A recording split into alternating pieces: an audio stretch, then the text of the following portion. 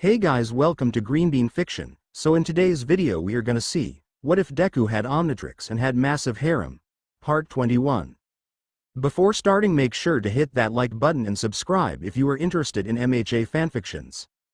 This story is Dekiru 10 by phantomdanger. Now without wasting any more time, let's dive in. If you want the Omnitrix. Izuku started, but his words faltered. His arm, ready to activate the Omnitrix, stopped midair. His eyes widened, and before he could process the shock, the next words left him in surprise. Anti-X? Izuku shouted, completely caught off guard. The woman flicked her wrist, and suddenly, Izuku was frozen midair, the telekinetic force holding him in place. Her expression, though stoic, showed a faint smile, almost tender, but distant. The others gaped in confusion, their voices overlapping as they muttered, "Auntie?" "Hello, Izuku," she said, her tone blunt, almost businesslike, but with a trace of something softer. She gently lowered him to the ground before grabbing his wrist, where the Omnitrix lay. Her eyes narrowed slightly as she glanced at it, her expression a mixture of frustration and something more somber. She sighed, almost regretfully, as she looked at the device, her voice softer but still firm. "I'm too late." Izuku blinked, still trying to process everything. Then, suddenly, his face lit up with a wide, boyish grin. "Anti-X. What are you doing here?" he said excitedly, brushing himself off. "I haven't seen you in forever." Xylene glanced up, brow furrowing slightly. "Really? You look exactly the same." Izuku blinked. "I'm literally a foot taller now."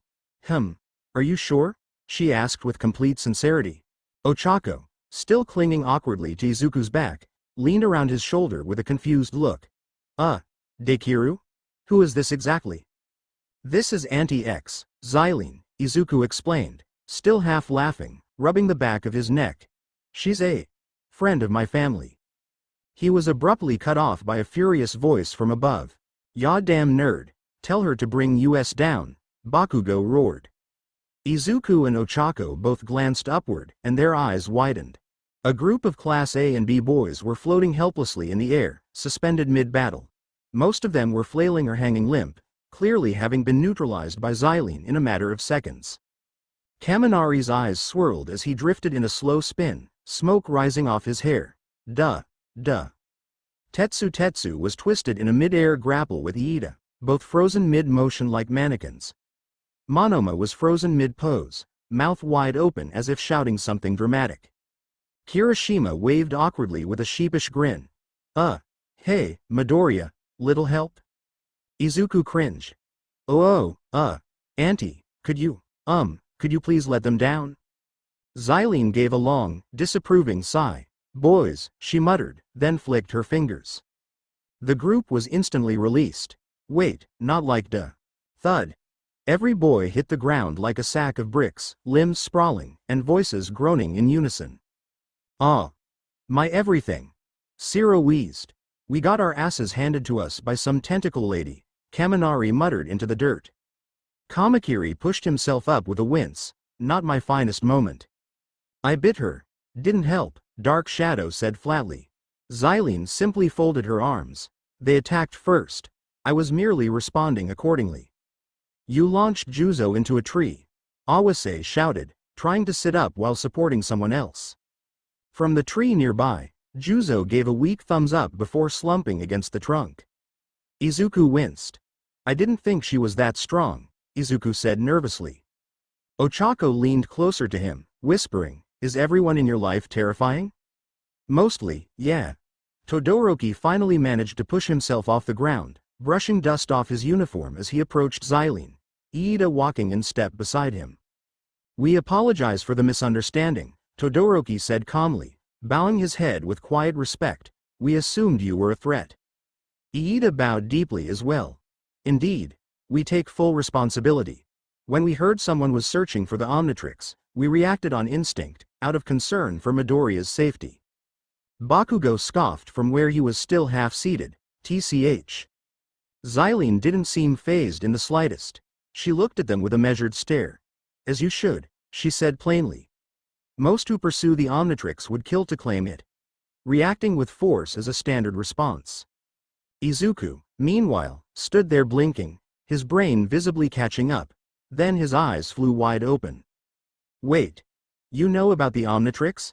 Everyone turned to look at him with collective deadpan stares. Dude, Kamakiri muttered, you're just catching that? Seriously? Kirishima added.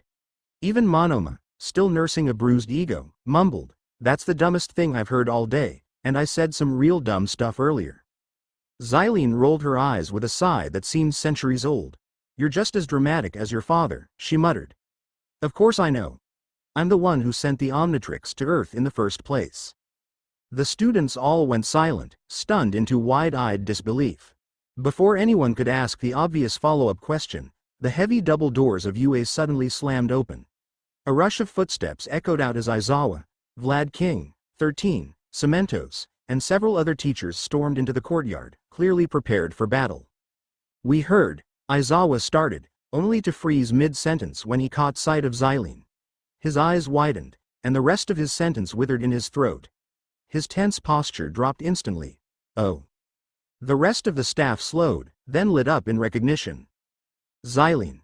13 called out with a bright tone, raising a hand in greeting. What are you doing here? Xylene's tentacles gave a lazy flick. Did Nezu not brief you? Vlad King groaned.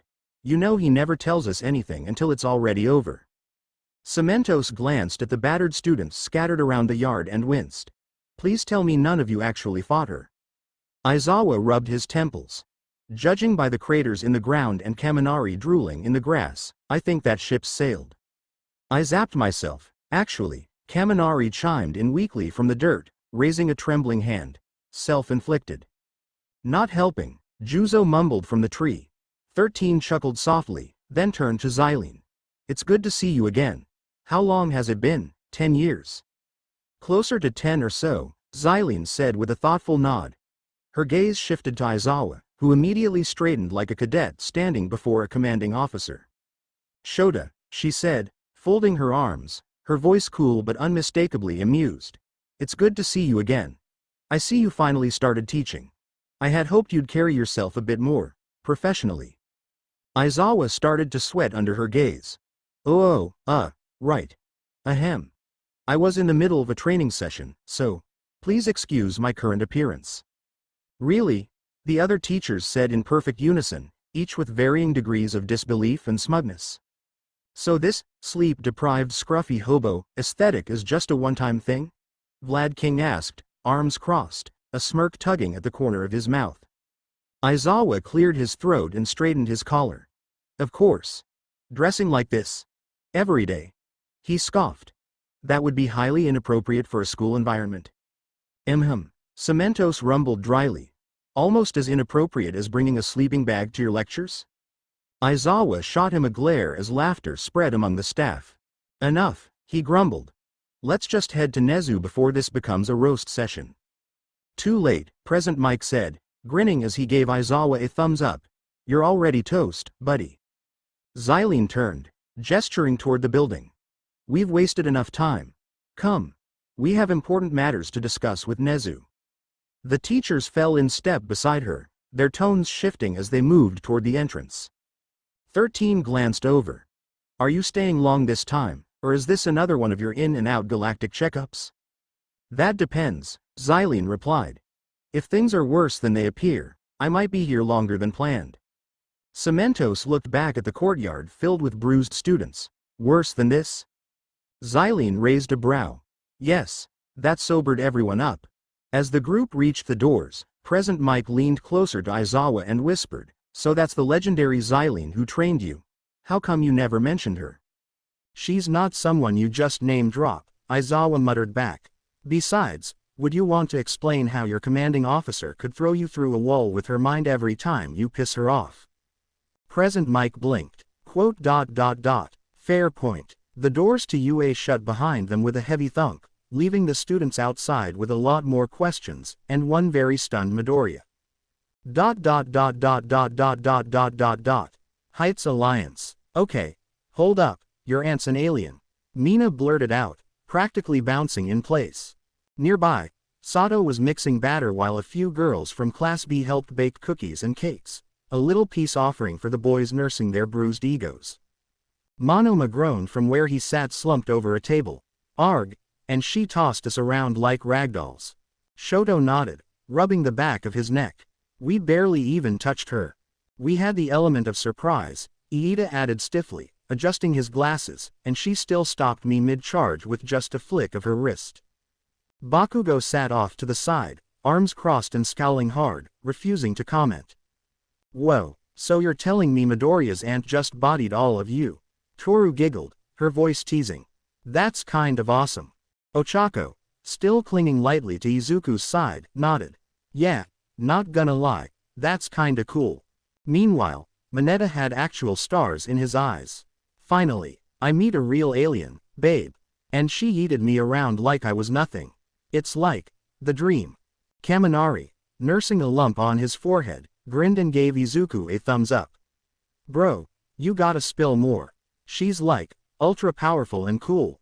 Izuku laughed nervously, scratching the back of his head.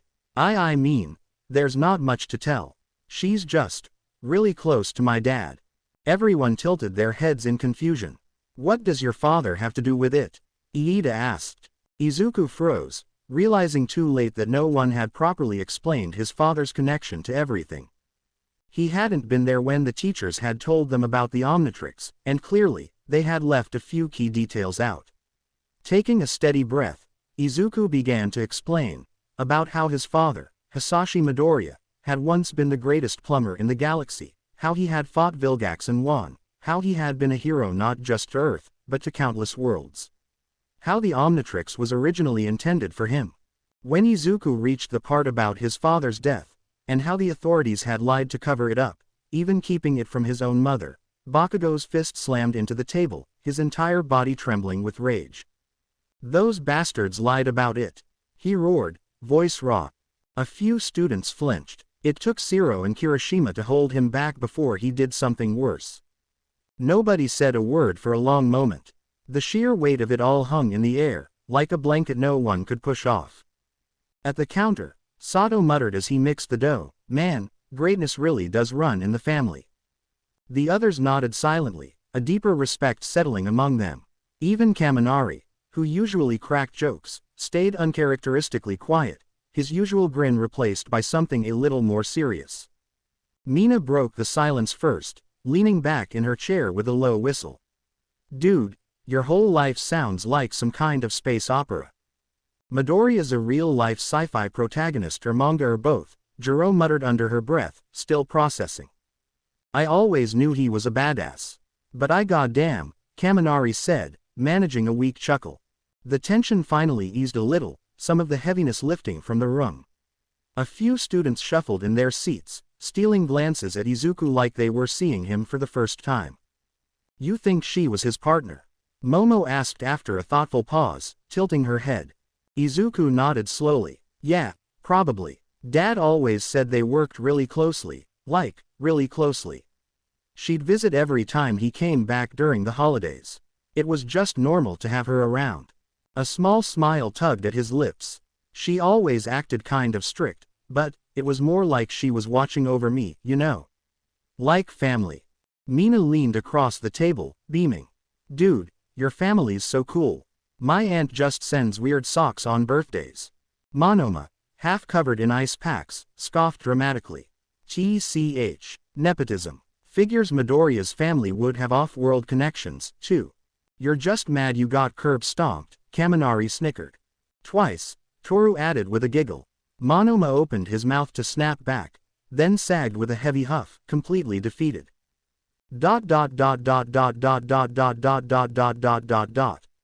Principal office. Xylene sat in the principal's office, her posture relaxed yet alert, as if she hadn't quite dropped her guard. Across from her, Nezu held a delicate teacup between his paws, sipping with his usual calm cheerfulness. All Might, still in his muscular form, was seated beside Aizawa, Midnight, and 13. Though composed on the surface, a faint strain tugged at his features. Aizawa noticed it immediately but said nothing, merely raising a brow as he sipped his own tea.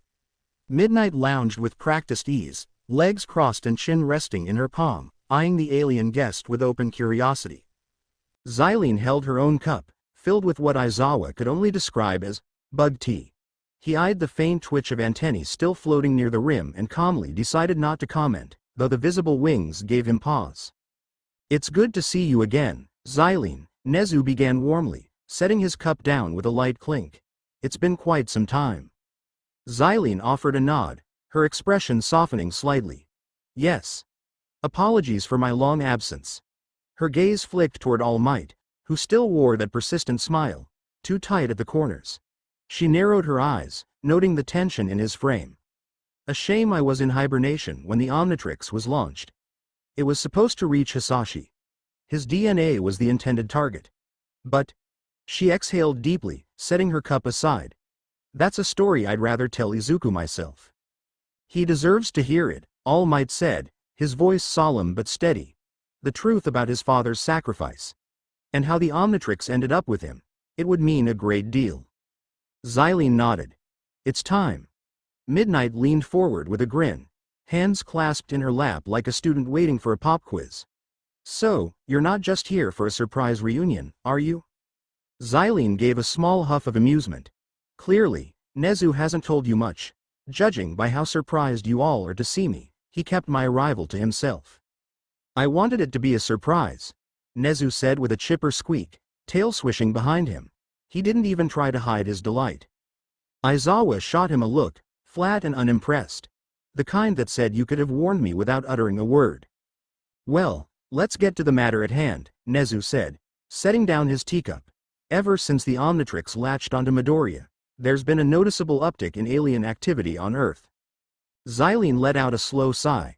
Of course there has. The most powerful and dangerous device in the universe always draws attention. Like blood in the water. Midnight gave a small nod, her playful demeanor replaced by something more professional. A few weeks ago, Midoriya, Ashido, Shiozaki, Tokage, and Mirko ran into the megawatts, and Fistric, of all beings. A nasty alien trafficker. Thankfully, he's behind bars now, but it was too close for comfort. 13 chimed in, calm and firm. As Midoriya's fame spreads, particularly as an alien-associated hero, it's only a matter of time before more extraterrestrial threats start pouring in. And eventually, Aizawa muttered, arms crossed and voice low, the bastard himself is gonna come knocking. Everyone seemed to know exactly who he meant. All Might's jaw clenched, his voice cold as he uttered the name. Vilgax. Nezu nodded gravely. Exactly, and that's why. Hold on, Nezu, Xylene interrupted. Her sharp eyes shifted to All Might, her tone suddenly blunt and assessing. What's wrong with you? All Might stiffened, caught off guard. And nothing, he said quickly, waving a hand as if that would somehow brush away the concern. Xylene didn't blink. Toshinori. The firm use of his name made him wince. After a long pause, he exhaled, shoulders sagging as he turned toward her. 6 years ago. I suffered a grievous injury in battle. A villain nearly killed me. Since then, my time in my true form has limited severely. Xylene's brow furrowed in confusion, until a hiss of steam filled the room. Where the symbol of peace had once sat, now slouched a gaunt, skeletal man. His eyes were sunken but kind, his body fragile but still holding itself with faint pride. Xylene's eyes widened in disbelief. By the stars, she whispered. That can't be. All Might managed a weak smile. I know, not exactly the image of invincibility, huh? He shifted uncomfortably in his seat, one hand tugging at his collar as if to hide just how small he'd become. It's been an adjustment, he added quietly. Even now, I try to smile through it. But sometimes, even I forget what I used to look like. Xylene looked at Toshinori for a long moment, then slowly nodded. There was no pity in her eyes, only a quiet, enduring respect. You're still standing. That's what matters. Toshinori offered a faint, weary smile. Thank you. Though, knowing I'll have to give up being a hero sooner than I'd hoped still stings. Deeply. Xylene's expression softened as she rested her teacup down. You're already a hero. Just because you can't change the weather with a punch anymore doesn't erase what you've done. Or what you still mean to people. Then, with a quiet breath, her tone shifted. Now, onto more pressing matters. Nezu's eyes twinkled as he clasped his paws. Yes. Considering the current rise in alien threats, I believe we should begin incorporating alien-based training into the curriculum. The room went still. Everyone stared at Nezu as though he had just declared war on Jupiter. Even Xylene paused mid-sip. You're not serious, Aizawa said, eyes narrowing. They're not ready. Even if they were, we can't just start training them like they're plumbers. Midnight leaned forward, hands on her knees. There's protocol for that sort of thing. The plumbers are an actual organization. We can't turn alien defense into a school elective. 13's mechanical voice echoed with concern. More importantly, the plumbers are a military force. We had to be of age to even take the basic entrance evaluation. I'm not comfortable with the idea of sending our students down a path that turns them into soldiers, especially the first years. Midnight and Aizawa both nodded in firm agreement. Xylene calmly finished her tea and set it down with a clink. Agreed. Which is why I propose an alternative. She glanced at Nezu, then addressed the room with practiced calm. I'd like to take Izuku off-world for training. Everyone nearly choked on their drinks. All Might stood up so fast his chair scraped backward. Off-world? Are you out of your mind? Xylene gave him a look of pure pragmatism. Think it through. Vilgax knows the Omnitrix is on Earth. As long as Izuku stays here, he's a walking beacon. You're all just sitting ducks, waiting for the day Vilgax decides he's done playing games. Hoping Izuku will be ready by then isn't a plan, it's a prayer. Her words fell heavy over the room. No one could argue with the logic, but none of them liked it. All Might clenched a fist at his side, clearly restraining his protest. Still. Taking him off-world. He's 15. That's just no, it's impulsive and dangerous. More dangerous than letting him stay here and making him fight someone like Vilgax with partial training and Earth-level tech? Xylene asked flatly. The room went utterly still. Even Nezu's usual smile faded slightly as the tension grew heavier. She's not wrong, Aizawa muttered. But if we send Midoriya off-world, we lose our best line of defense. We're not exactly defending anything, Xylene snapped, tone sharper now. We're sitting still, hiding him on Earth and hoping for the best isn't practical. Nezu nodded slowly, but there's a significant problem. If Vilgax realizes Midoriya is not on Earth, he'll destroy it, Midnight said quietly, expression grim. He's not the type to shrug and move on. He's lost for power and as just high as his last for destruction. Exactly, Nezu continued. Vilgax has been searching for the Omnitrix for years. His obsession borders on religious fanaticism. If he suspects that someone spirited it away, especially off-world, he won't see Earth as a minor obstacle. He'll see it as an insult. An insult he'll wipe off the star charts, 13 said, hands folded tensely. He's the type to destroy a planet just to make a point, Xylene said, her voice lower now. He's done it before. All Might clenched his fists. So if Izuku stays, the danger grows. And if he leaves, we invite annihilation. Pretty much, Aizawa muttered, pinching the bridge of his nose. Vilgax has always wanted to destroy the Earth. One thing or another has always prevented it. Xylene gave a slow nod. Which is why I won't take Izuku unless very specific conditions are met.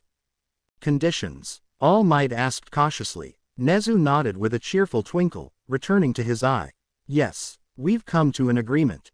If, and only if, the first years pass the upcoming midterms, the next phase of training will begin.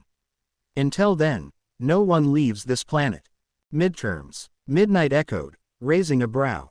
Wait, you're making their off-world safety hinge on a test? Aizawa asked with a frown.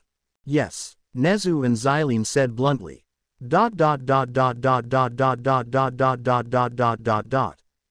Time skip. Izuku lay in bed, staring up at the ceiling, his thoughts racing in a storm of confusion and anxiety. The day's events replayed in his mind like an unrelenting loop, each revelation heavier than the last. Everything felt like a whirlwind. Ghost Freak, Xylene, Vilgax. It was a lot to process, and sleep seemed impossible. Suddenly, a soft knock at his door broke his train of thought. Hey, Dekiru, came Ochako's whisper as she slipped inside. Izuku bolted upright, startled.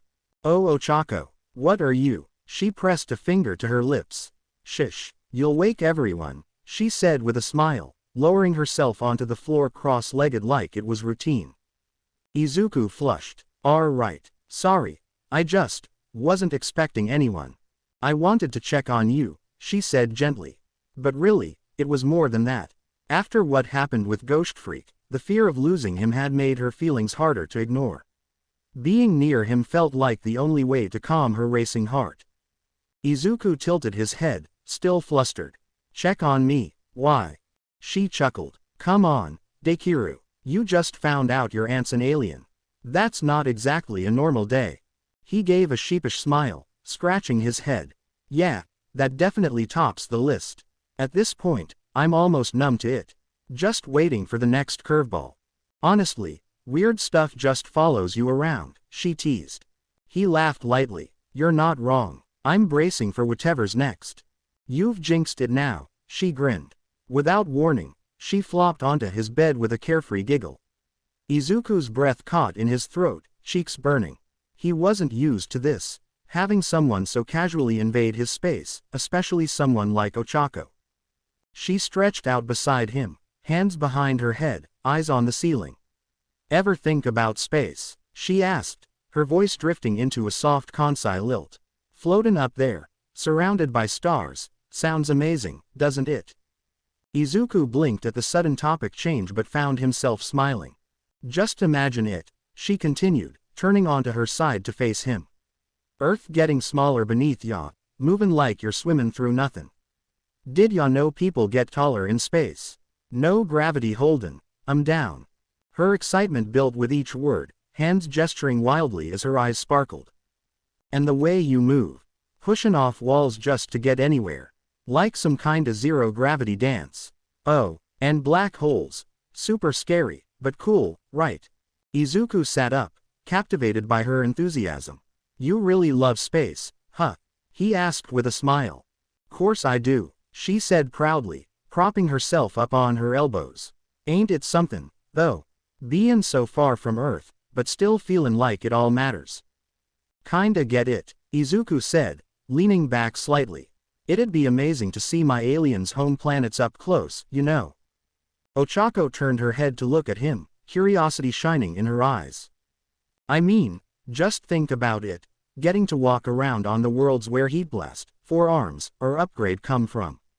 Imagine what Brainstorm's planet would be like.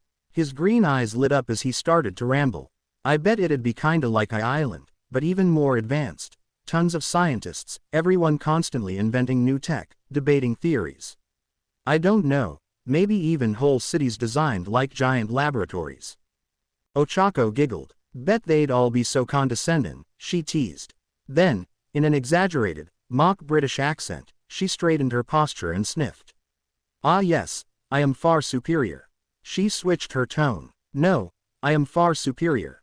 Izuku burst out laughing, the image of tiny crab-like geniuses squabbling over who was smartest too absurd to resist. Ochako's giggles quickly followed, her laughter light and infectious, echoing softly through the quiet night. Then came a pause, comfortable at first, but gradually laced with something heavier. Ochako's laughter faded, her cheeks warm as her heart thudded harder than she'd like to admit.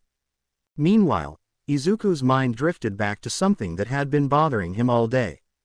Mei's sudden, unintended declaration of her feelings, or was it a confession? Whatever that had been, still left him confused. And then there were Hagakuri's words, other girls. He hadn't thought much of it at first, but now, sitting here with Ochako, his mind kept circling back to her words. You can't have him because he's mine.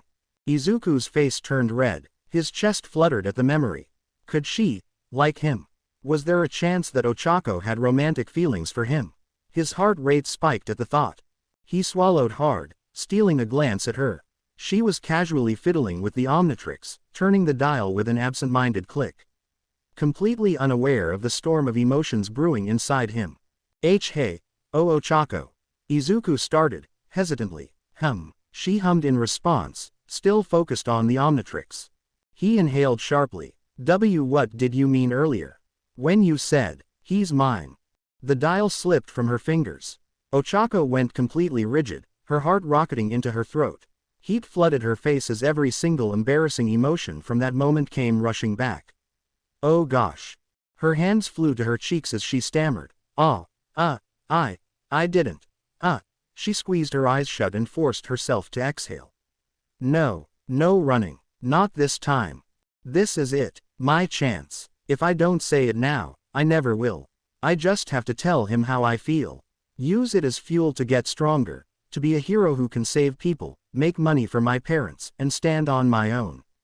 Dekiru makes me want to be better. Even if we're not together, I just have to let him know how I feel.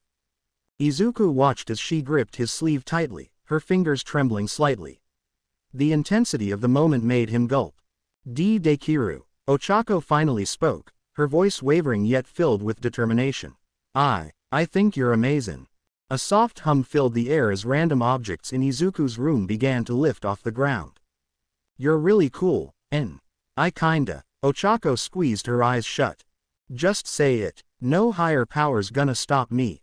Dekiru. I lick. Click. The door swung open. Ochako's entire body went stiff, her face instantly turning beet red. Izuku flinched, nearly yelping in surprise. Momo peeked in, her expression calm and composed, though her eyes flickered with curiosity. Oh, my apologies, am I interrupting something? Ochako wanted to scream. She clenched her fists and internally cursed the universe. Screw you, higher power. Momo stepped inside, quietly closing the door behind her. A faint blush dusted her cheeks, but it deepened when she spotted Ochako, who was sitting on the floor, her face burning with embarrassment. Ochako, what are you doing here? Momo whispered sharply, trying not to wake the rest of the dorm. This is highly inappropriate behavior. It's the middle of the night, and you're in Izuku's room. Ochako, still reeling from her failed confession, let out a dramatic groan and slumped onto the floor, fake crying. So close, she mumbled miserably. Then, at Momo's accusatory tone, her head shot up. Wait a sec. Me and Dekiru were just. Wait a minute. She suddenly pointed at Momo, eyes narrowing. What are you doing here? Momo's entire face turned red. That's. She hesitated for a split second before crossing her arms defensively. That's not important. Ochako crossed her arms, her lips curving into a knowing pout. HMPH. Then it ain't important why I'm here either. Momo frowned, mirroring her stance. HMPH. HMPH. Ochako shot back, mirroring her stance. A tense silence filled the room before, with composed elegance, Momo turned on her heel and made her way to Izuku's bed. She took a seat with a soft sigh, her posture graceful despite her clear fluster. Anyhow, Izuku, how are you feeling? Izuku, who had been watching their back and forth with wide, panicked eyes, nearly jolted upright. Oh, I'm fine, totally fine, he stammered, his face still warm from his moment with Ochako. His heart hadn't stopped racing since. So, Momo, why are you here? Momo looked away, fiddling with a strand of her untied black hair. I simply wanted to check on you, she admitted softly. And, perhaps have some company for the night. Ochako's cheeks flushed as she processed the words. Izuku's heart skipped a beat. For a moment, none of them spoke. The air between them thickened with unspoken emotions, and Izuku, completely unprepared for this situation, could only sit there, staring between the two girls in stunned silence. Izuku blinked in surprise before offering Momo a small, grateful smile. Thanks. Momo beamed at his response, warmth spreading through her chest. Without hesitation, she climbed onto his bed and sat beside him, her posture naturally graceful. Not about to be left out, Ochako quickly plopped onto the other side of Izuku, making herself comfortable. Before long, the three of them fell into easy conversation, the tension from earlier melting away. They talked about hero training, the upcoming weekend, and whatever else came to mind, simply enjoying each other's company. Then, click, the door creaked open. Hey, Greenie, Kyoka's familiar voice called as she stepped in, closing the door behind her. She had her purple guitar strapped to her back, her earlobes swaying slightly as she moved. Dressed in an oversized band tee and pajama shorts, she looked like she had just come from a late-night jam session. I was kinda wondering if you wanted to hear some. Her voice abruptly cut off as her eyes landed on the scene in front of her. Momo, Ochako, Izuku, all sitting together on his bed. Her face immediately turned red. What the hell is going on here? Kyoka shouted, pointing an accusatory earphone jack at them. Izuku jolted, his whole body stiffening. We were just hanging out. Ochako blurted out, waving her hands frantically. Momo cleared her throat, trying to compose herself. Kyoka, please, there's no need to shout. You might wake up Iida. Kyoka narrowed her eyes. The dorms are soundproof. Genius, she muttered, crossing her arms and rubbing them awkwardly as her blush deepened. That ain't the issue here. Ochako and Momo exchanged a glance before looking at Izuku, who was now sweating bullets. So, he started weakly. You wanted me to hear what, Kyoka? Kyoka groaned, running a hand down her face. Not important anymore. Despite her initial embarrassment, Kyoka let out a sigh and rubbed the back of her neck. You know what, screw it. She trudged over and plopped down near the foot of Izuku's bed, crossing her legs as she leaned back on her hands. Not like I was gonna get much sleep anyway. Ochako grinned. Guess this turned into an impromptu sleepover, huh? Momo exhaled softly, shaking her head with a small smile. It would seem so. With that, the awkwardness faded, and conversation picked up again, this time with Kyoka in the mix. They talked about everything and nothing, from hero training to music, even debating which of them would have a killer theme music as pro-heroes. Xylene hovered effortlessly outside Izuku's dorm room, her legs crossed as she listened to the impromptu sleepover unfolding inside. The chatter of young humans filled the air, laughter, teasing, and the occasional thud of someone shifting around on the bed. It was a peculiar ritual, one she had little patience for but observed nonetheless. Then, to her mild surprise, another girl, Setsuna Tokage, floated herself up to the window and slipped inside. Xylene arched a brow. Another one. A few moments later, Yui Kodai also entered, as if this were a perfectly normal occurrence. Well, a familiar voice mused from below, young Midoriya certainly seems as popular with the ladies as Hisashi was. Xylene glanced down, spotting Toshinori in his skinny form, cradling a cup of coffee. She folded her arms. Yes, and I imagine, like Hisashi, he'll only choose one mate when the time comes. There was a subtle but undeniable edge to her voice. Toshinori chuckled. Oh, I wouldn't be so sure. Young Midoriya isn't a man who simply follows in others' footsteps, he carves his own path. Xylene hummed, unimpressed. From what I've observed, both firsthand and through recorded footage, he has an unhealthy fixation on you, she stated bluntly. It clouds his judgment, narrows his vision, and makes him prone to reckless, self-destructive decisions. Toshinori exhaled, accepting her assessment. True, he admitted, holding out his coffee. It floated effortlessly from his hands to hers as she took it with her telekinesis. But, he continued, watching the steam curl from the cup, he's grown exponentially. Yes, he once idolized me to an extreme degree, but he's moved beyond that. He no longer seeks to be me. He's begun to see the world for what it is, flawed, complex, and not something that can be upheld by one man alone. Toshinori looked up at the dorm window. Now, he has his own path. One that stretches far beyond defeating Vilgax or All for One. Xylene sipped the coffee, analyzing his words. Regardless, he requires training, she said matter-of-factly. And I can do that far more effectively off-world. His exposure to Earth's limitations hinders his potential. Toshinori gave her a knowing look. I don't think certain people will agree with that. Xylene tilted her head. Humans are sentimental. I fail to see how their feelings on the matter are relevant. Toshinori smirked. That's exactly why they are relevant. The morning after, Izuku stirred as the morning light peeked through his curtains. His groggy mind barely had time to process where he was before he realized he wasn't alone.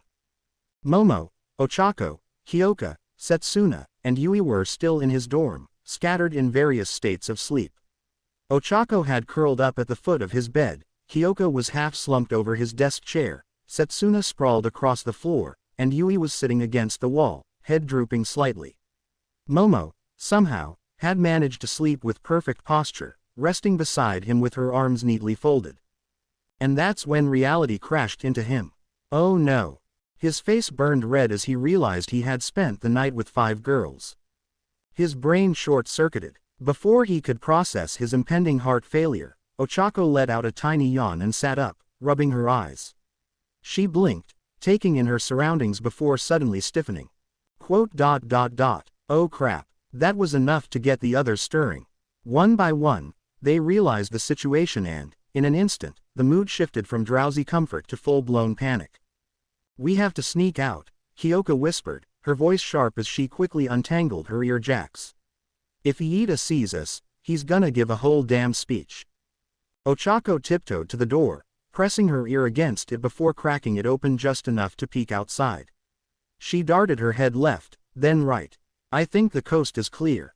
Setsuna raised a brow. PFF'd. Why? Not like we did anything scandalous. Because, Momo began, straightening her sleep-mussed hair with a sigh. If it's discovered that multiple girls slept in a boys' dorm room overnight, it could create an unnecessary scandal. Not to mention, it's highly inappropriate behavior for future pro-heroes. I don't see what the fuss is about, Setsuna said, casually reattaching her arms. It's not like anything weird happened. We just crashed. Yui, still half asleep, simply muttered, this is dumb. Yeah, real dumb, Kyoka muttered, standing up and stretching with a groan. But you don't have Iida in your class. And I don't feel like sitting through a full-on lecture about proper conduct and upholding our responsibilities as UA students, giving some sexual conduct speech. She shuddered. I can already feel the migraine coming on. That got Setsuna's attention. Okay, that I wanna avoid. Ochako carefully cracked open the door, peering out into the hall. She glanced left, then right, scanning for any sign of movement. I think the coast is clear, she whispered. Kyoka pressed an earphone jack to the ground, listening for approaching footsteps. After a moment, she nodded. Yeah, we're good. Yui shrugged. So we sneak out. Exactly, Ochako whispered, waving them forward. Okay, let's just move, Ochako urged. She cracked the door open wider and gestured for them to follow. One at a time, quick and quiet. Like a team of burglars, the girls carefully snuck out, one by one, until only Yui remained. She stared at the doorway, then at Izuku, then back at the door before finally moving. She didn't even try to sneak. She just walked out at her usual pace. She's got zero shame, Setsuna whispered as they all disappeared down the hallway. Class 1A was frozen in stunned silence. Every pair of eyes wide and disbelieving was locked onto the front of the classroom. Even Katsuki Bakugo, who normally had something to yell about, was rubbing his eyes aggressively, convinced that his brain was malfunctioning. Iida, ever the rational one, adjusted his glasses, blinked, then frowned deeply. Impossible. His glasses had to be faulty. He yanked them off and immediately pulled out a backup pair, slipping them on only for his jaw promptly dropped again. Are you guys seeing this? Kaminari asked, his voice barely above a whisper. I'm not sure, Kyoka muttered, her earphone jacks twitching as if trying to confirm reality through another sense. Standing before them was Mr. Aizawa. But not the exhausted, scruffy, sleep-deprived eraserhead they all knew. No, this was a different man entirely. He wore a crisp, well-fitted suit. His usually unkempt beard was gone, his face completely clean-shaven. His wild, messy hair was tied up into a neat, professional-looking ponytail. His posture was straight, refined, exuding the presence of a respectable educator. Morning, class, he greeted them in an even, professional tone, completely unfazed by their reactions. I see you're all on time, as usual. Not a single student responded. Kirishima gulped, leaning toward Mina. This has to be illegal, right? Mina, still slack-jawed, shook her head slowly. I don't know, man. I feel like we stepped into an alternate dimension. Shiro shuddered. Is this a sign of the apocalypse? What if we're dreaming? What if this is, like, some shared hallucination? Toru whispered. Or a clone, Shiro added. This is either the work of a quirk, or we're all in some kind of simulation, Sato muttered, brow furrowed. This so unnatural, Tsuyu said bluntly. Momo, who had the presence of mind to try and rationalize what she was seeing, cleared her throat.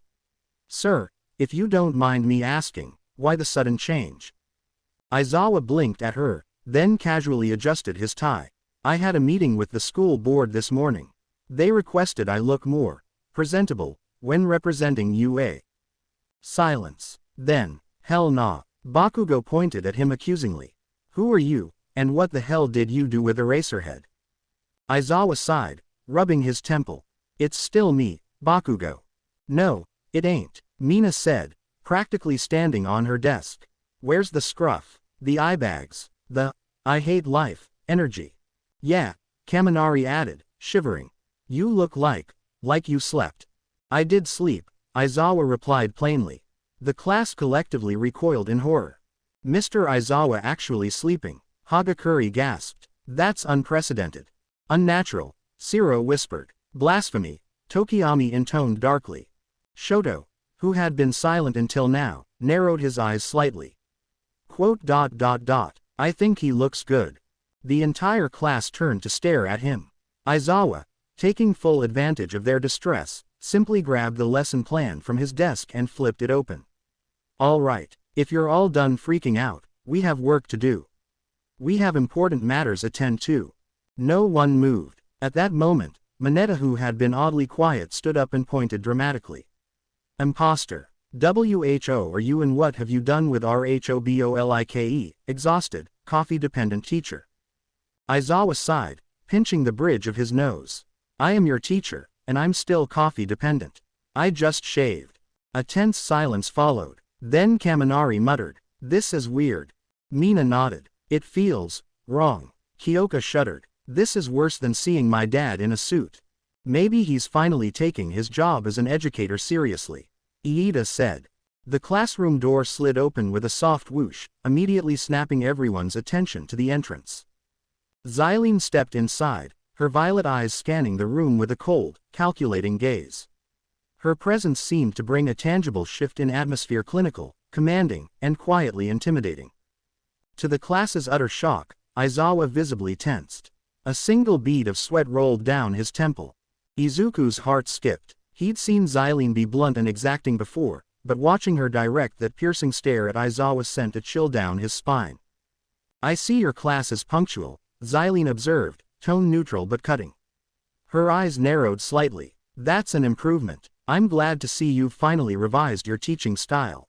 Then she turned to the students. He used to zip himself into a sleeping bag during briefings. He'd nap through half the mission prep. Hisashi nearly throttled him when he found out he would be teaching UA.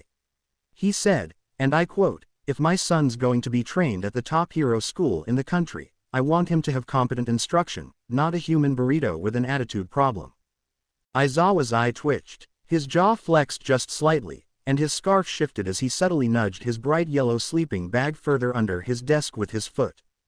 The class stared at him. Then, slowly, realization began to dawn. Oh, several students chorused. Aizawa immediately cut them a glare sharp enough to silence the room. The warning was crystal clear. Don't say a word. Iida adjusted his glasses with a disapproving frown. So it wasn't a pedagogical revelation, merely fear of consequence. Kaminari leaned toward Jiro, whispering, dude, he's scared of her. Jiro smirked, earphone jacks twitching. And it's kinda amazing. Xylene seemed entirely unfazed by the commentary. Still, this is remarkably mild compared to plumber protocols. Number 0500 drills. No quirk stress simulations. No live threat exposure. How do you expect them to survive without proper conditioning? Aizawa rubbed his temples with a long sigh. Because we're training heroes, not soldiers. What's the difference? Xylene continued before he could respond, ticking each point off with clinical precision. You assign them to dangerous missions. You teach them to neutralize threats with force. You instill a sense of duty, enforce physical conditioning, and require them to respond instantly to authority. You prepare them to face death. Heroes, soldiers, same design. Different uniform. Her gaze swept the room. So again, what's the difference? The silence that followed was deafening. Aizawa stared at her, lips pressed in a thin line. He didn't answer before he turned away. Moving on, Aizawa muttered, pressing a button. The lights dimmed, and a projector screen descended with a mechanical whir. The students squinted as names began to appear. These are your current academic and performance rankings. It's a preview before the midterm evaluations. The list was as follows. 1. Momo Yaoyorozu. 2. Tenya Iida. 3. Izuku Midoriya. 4. Katsuki Bakugo. 5. Shoto Todoroki. 6. Tsuyu Asui. 7. Kyoka Jiro. 8. Mashirao Ojiro. 9. Minoru Mineta. 10. Mezzo Shoji. 11. Koji Koda. 12. Rikido Sato. 13. Ochako Uraraka. 14. Fumikage Tokiyami. 15. Eijiro Kirishima. 16. Toru Hagakure. 17. Honta Siro. 18. Yuga Aoyama. 19. Mina Ishido. 20. Denki Kaminari. Xylene's eyes flicked over the top 10 with scrutiny, lingering for a moment longer on Izuku's name. Wait, how am I behind Mineta? Mina shrieked, standing up and pointing dramatically at the list. Probably because you doodle mushrooms in the margins of your worksheets, Jiro muttered dryly. Across the room, Toru squinted at the list.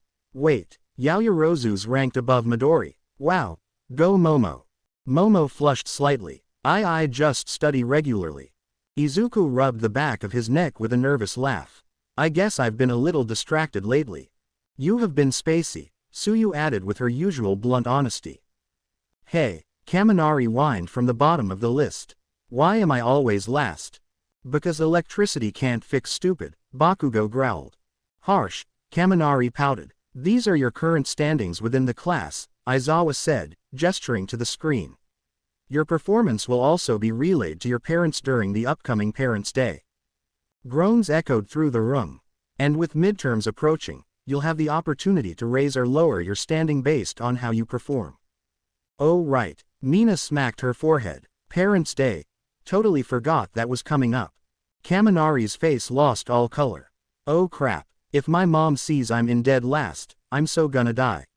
No worse, she'll ground me and take away my console. Mineta leaned back in his chair with a smug grin. Unlike you slackers, I've got nothing to worry about. Top 10, baby, feels good. Toru groaned, slumping forward. My mom is so gonna give me that. I expected more from you, speech again. Yuga gave a dazzling smile, striking a needlessly dramatic pose. Maze non. My parents will be enchanted by my exquisite academic ranking. I am their shining atoil.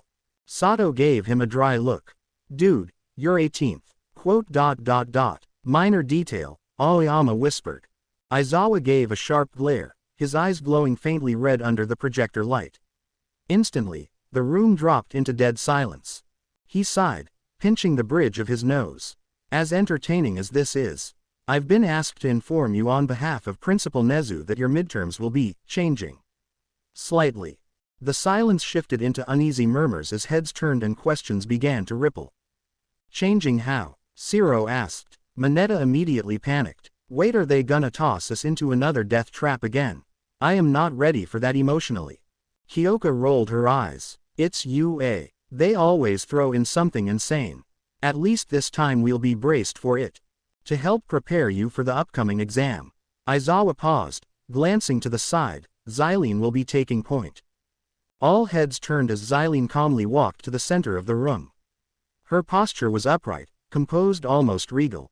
There was no smile, no warmth, only the cool efficiency of someone used to commanding attention. Izuku straightened in his seat, eyes wide. The rest of the class exchanged looks of surprise.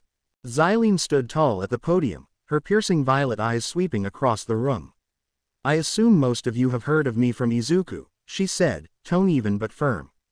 While I consider him something of a nephew, don't expect special treatment. You will all be addressed as new recruits. The rest of you will be evaluated like any new recruits under my supervision. No one moved. The silence was complete, no whispering, no fidgeting, just 20 students staring straight ahead, focused.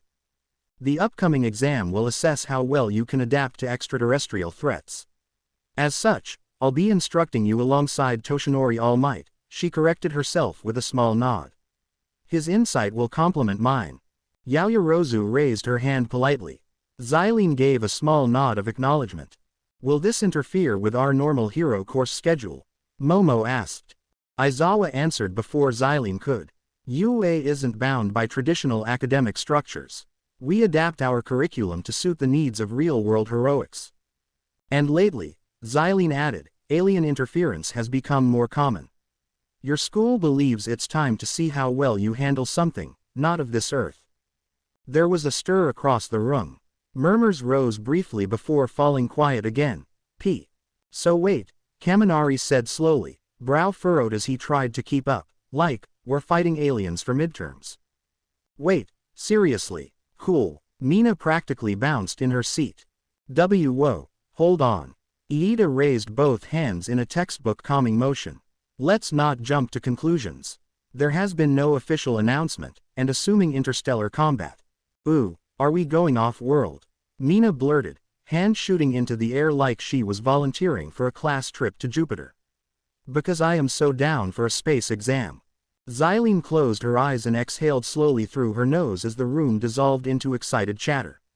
Her eyes snapped open with glowing purple within seconds. A shimmering purple glow enveloped every student, locking their bodies rigid in place. Hiroshima's hand was midair, frozen in a fist bump with Zero. Ochako was halfway through turning toward Izuku, eyes wide. Even Aizawa flinched slightly before exhaling through his nose. Can't move. Bakugo growled through gritted teeth, a faint flicker of smoke curling from his palms. What the hell is this? This is extremely advanced psionic restraint, Izuku murmured, even his jaw movement sluggish. His eyes darted to Xylene. She didn't use her hands. No gestures. Cool. Aizawa shot her a tired look and elbowed her lightly in the side. Please don't physically restrain my class unless it's training. Or a sanctioned spar. Xylene didn't even glance at him. They were being disruptive. Her eyes faded back to normal, and with a faint, barely audible hum, the violet light dispersed. The class dropped back into their seats, gasping and coughing as movement returned to their limbs. Oh mon Dieu, Aoyama gasped, fanning himself. Mademoiselle is magnifique, but that was a bit much. I think my spleen shut down for a second, Kaminari muttered, dazed. Momo was still staring at Xylene with wide eyes. She subdued all of us without even flinching. Man, Mina breathed, slumping in her seat with a grin. That was scary and awesome at the same time. Iida raised his hand, voice formal. Ma'am, what kind of exam will this be? And what are the criteria for passing? Xylene's eyes flicked toward him, glowing faintly violet. Classified. Full parameters will be disclosed 2 weeks from now on site, just before the exam begins. Several students groaned, but Xylene ignored them. It will be a joint operation, she said, turning her gaze to Momo. Class 1B will be involved. Yaoyorozu stand. Momo quickly rose, smoothing her skirt.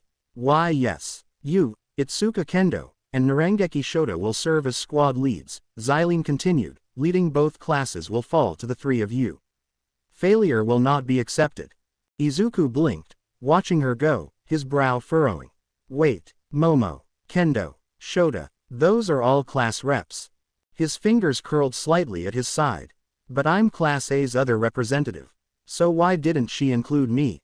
A tight knot of unease settled in his chest, but he said nothing. And a bit of advice, Xylene said, pausing at the doorway, her eyes briefly glinting violet as she looked over her shoulder. You and Tetsu avoid engaging directly if you can. Momo blinked. Why? Xylene's expression remained unreadable. Because your quirks, while impressive, will make you prime targets in this situation. Especially against what you're dealing with. Dealing with what, exactly? Kaminari asked warily. She raised a hand, and a small holographic device on her wrist lit up, projecting a cascade of unfamiliar faces non-human, many clearly dangerous. These individuals are not your run-of-the-mill villains. You're going to need every ounce of knowledge to even begin to understand what you're up against, Xylene said, her eyes scanning the class. So, do your homework. Study each face, each profile. Shota will distribute full dossiers after this. Wait, intergalactic criminals, Kaminari repeated, eyes wide.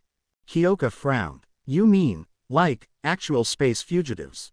Xylene didn't answer. She simply exited the room, with THMHE door sliding shut behind her with a soft hiss. A heavy silence followed. Aizawa cleared his throat, breaking the silence. You heard her. You'll be getting criminal profiles, real threats, not simulations. This won't be a normal exam. Everyone looked both excited and uneasy as Aizawa moved along the classroom, handing out sleek holographic tablets to each desk. Once activated, each one projected a list of profiles, villains of every shape, size, and species.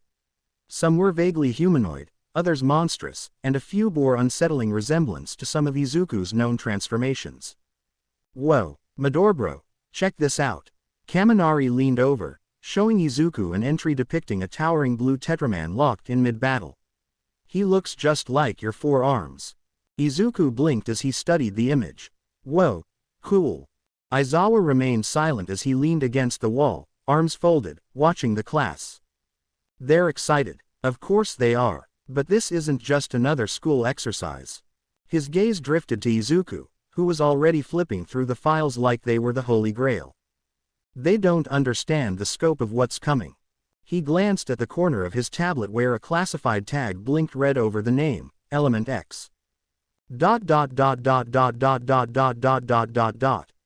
As classes resumed, it was obvious Class 1A's attention was anywhere but on their actual lessons. Holographic tablets glowed faintly beneath desks, hidden behind textbooks or propped in laps as students scrolled through the detailed villain dossiers Xylene had left behind. Smintas stood at the front of the classroom, chalk in hand, halfway through a passionate lecture on historical symbolism in hero propaganda during the Quirk emergence era. And as we can see from the rise of vigilante publications, narrative framing became a powerful tool in shaping public perception of. Smintas paused mid-sentence, his gaze slowly shifting toward the back corner of the classroom. Mineta and Kaminari were hunched over Kaminari's tablet, poorly stifling laughter. The screen glowed with the image of a massive, slime-covered alien bristling with tentacles and multiple eyes. Smintas sighed, pinching the bridge of his nose. Mineta, Kaminari. Without missing a beat, he flicked a piece of chalk with sniper-like precision thunk straight into Kaminari's forehead. Pay attention, he said in his usual dry monotone, already turning back to the board. Yao, okay, sorry. Kaminari winced, rubbing the spot as Mineta snorted beside him. Later, during Midnight's class, it nearly escalated again when Zero whispered something to Kirishima and the two burst out laughing over a villain named Tekkadan Bait of the 10th Nine, who looked like a robotic All Might with jet thrusters on his shoulders. Midnight stopped mid-sentence and slowly turned around. Her whip unfurled from her side with an audible crack. If I catch one more of you scrolling instead of studying, she purred sweetly, I'll be giving a very personal demonstration of what happens to students who defy direct instructions. A silence dropped across the class like a guillotine. Good, Midnight smiled, letting the whip coil back. After that, the rest of the lesson was pin-drop silent, though a few students still sneaked glances at their tablets when they thought no one was looking. Iida sat ramrod straight the entire time, clearly trying to make up for the class's behavior. When the bell finally rang for lunch, most of the school spilled into the hallways but Class A lingered behind, the buzz of excitement still hanging thick in the air. Finally, Bakugo cracked a grin, slamming his fist into his open palm with a pop of sparks. Time to beat the crap out of some aliens. Everyone instinctively took a step back at the feral look in his eyes. Yeesh, Bakugo's already foaming at the mouth, Zero muttered. I almost feel bad for whatever extraterrestrial ends up in his path, Kaminari said, squinting at his tablet. They're gonna get detonated. Let's not get ahead of ourselves, Iida interjected, adjusting his glasses. We've yet to receive confirmation of any direct combat. This could be a simulation or analysis-based assessment. Come on, Iida, Mina said, waving her tablet at him. They gave us a list of actual alien criminals. And Aizawa had that, you might die, look on his face. He always has that look on his face, Kyoka said flatly, resting her chin on her hand. Bakugo scoffed. If this turns into some lame written test, I'm gonna blow something up. It better be villains, real ones. Kyoka raised a brow. You do realize you're still suspended from the hero course, right? Bakugo twitched, the vein in his temple pulsing as a few of the girls chuckled quietly behind their hands. Try not to miss it too much, hothead, Kyoka added with a smirk. Bakugo's eye twitched. Shut it, earphones. Just saying, she replied with a shrug and a smirk. Might not wanna get too hyped if you're benched. A few of the girls chuckled quietly as Bakugo let out an irritated growl, storming out of the classroom and slamming the door behind him with a loud bang. That was kinda mean, Kaminari whispered. I mean, she's not wrong, Shiro said with a shrug. Izuku barely registered Bakugo's dramatic exit, his brows furrowed in quiet thought as he stared at the tablet in front of him. The buzz of the classroom faded into the background, replaced by a growing knot of unease in his chest. Why didn't they mention me? He thought, tapping the screen idly. Kendo, Shota, Yaoyorozu, but not me. Did Xylene forget, or is there something they're not saying? Dekiru. Ochako snapped her fingers in front of his face. Izuku flinched and blinked back to reality, looking up at her sheepishly. Oh hey, sorry, he muttered, rubbing the back of his neck.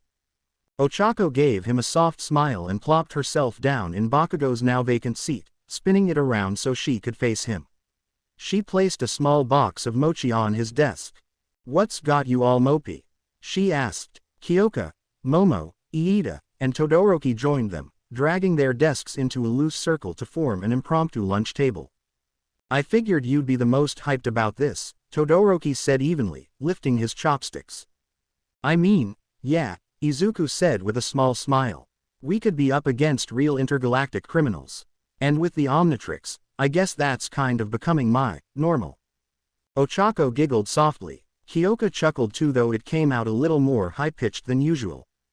Even Momo smiled. Well, it is you. Things tend to go off-world when you're around. Kyoka elbowed him gently. You're basically a weirdness magnet. Isn't that why you like him? Todoroki asked, deadpan as ever, digging into his soba. Kyoka nearly choked on her water. Her face flushed bright red as she shot him a glare. What? Shut up, you half and half ice cube. The table erupted in laughter, even Iida letting out a rare chuckle. When things settled, Momo tilted her head. But seriously, you've seemed distracted since this morning. Is something bothering you? Izuku shifted in his seat, fidgeting with the corner of the mochi box. It's just. He hesitated, then sighed. Isn't it kinda weird? When Xylene was assigning leads, she called on you, Kendo, and Shota. But not me. I mean, I'm not saying I need to be in charge or anything, but given the context.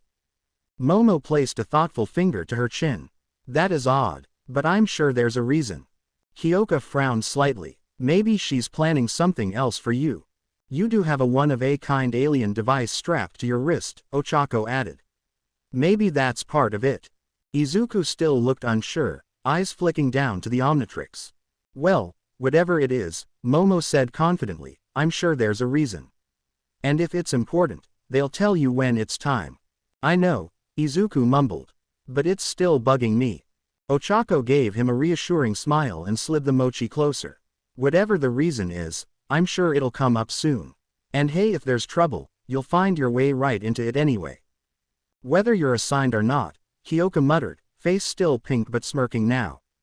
Great, Izuku said with a sigh. That's oddly not comforting. The group chuckled again, the weight of uncertainty still lingering but softened by the presence of friends. Beast. His phone buzzed in his pocket.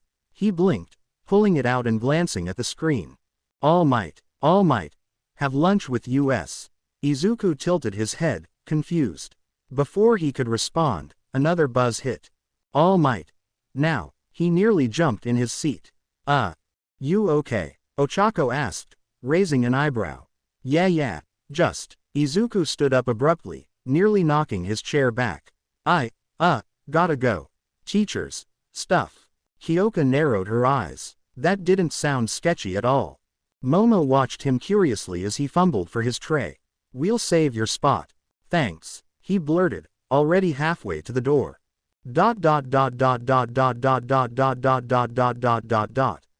Izuku sprinted through the hallways of UA, weaving past students until he skidded to a stop just outside All Might's office. He paused, catching his breath, then froze when he heard laughter from inside.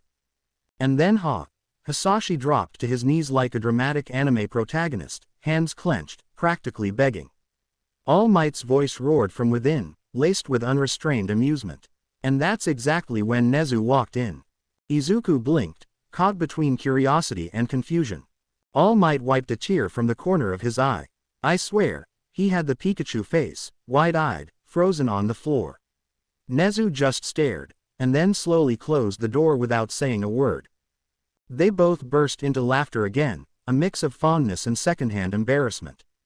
A softer, distinctly alien chuckle followed Xylene's. Oh stars, he always had a flair for the dramatic. You should have seen him on Vulpin, trying to bluff his way out of a bioswap penalty. Ended up barking like a Vulpimancer for half a day. That sounds like him, All Might said, still chuckling, but now tinged with warmth. He meant well, even when he had no idea what he was doing. Xylene's smile could almost be heard.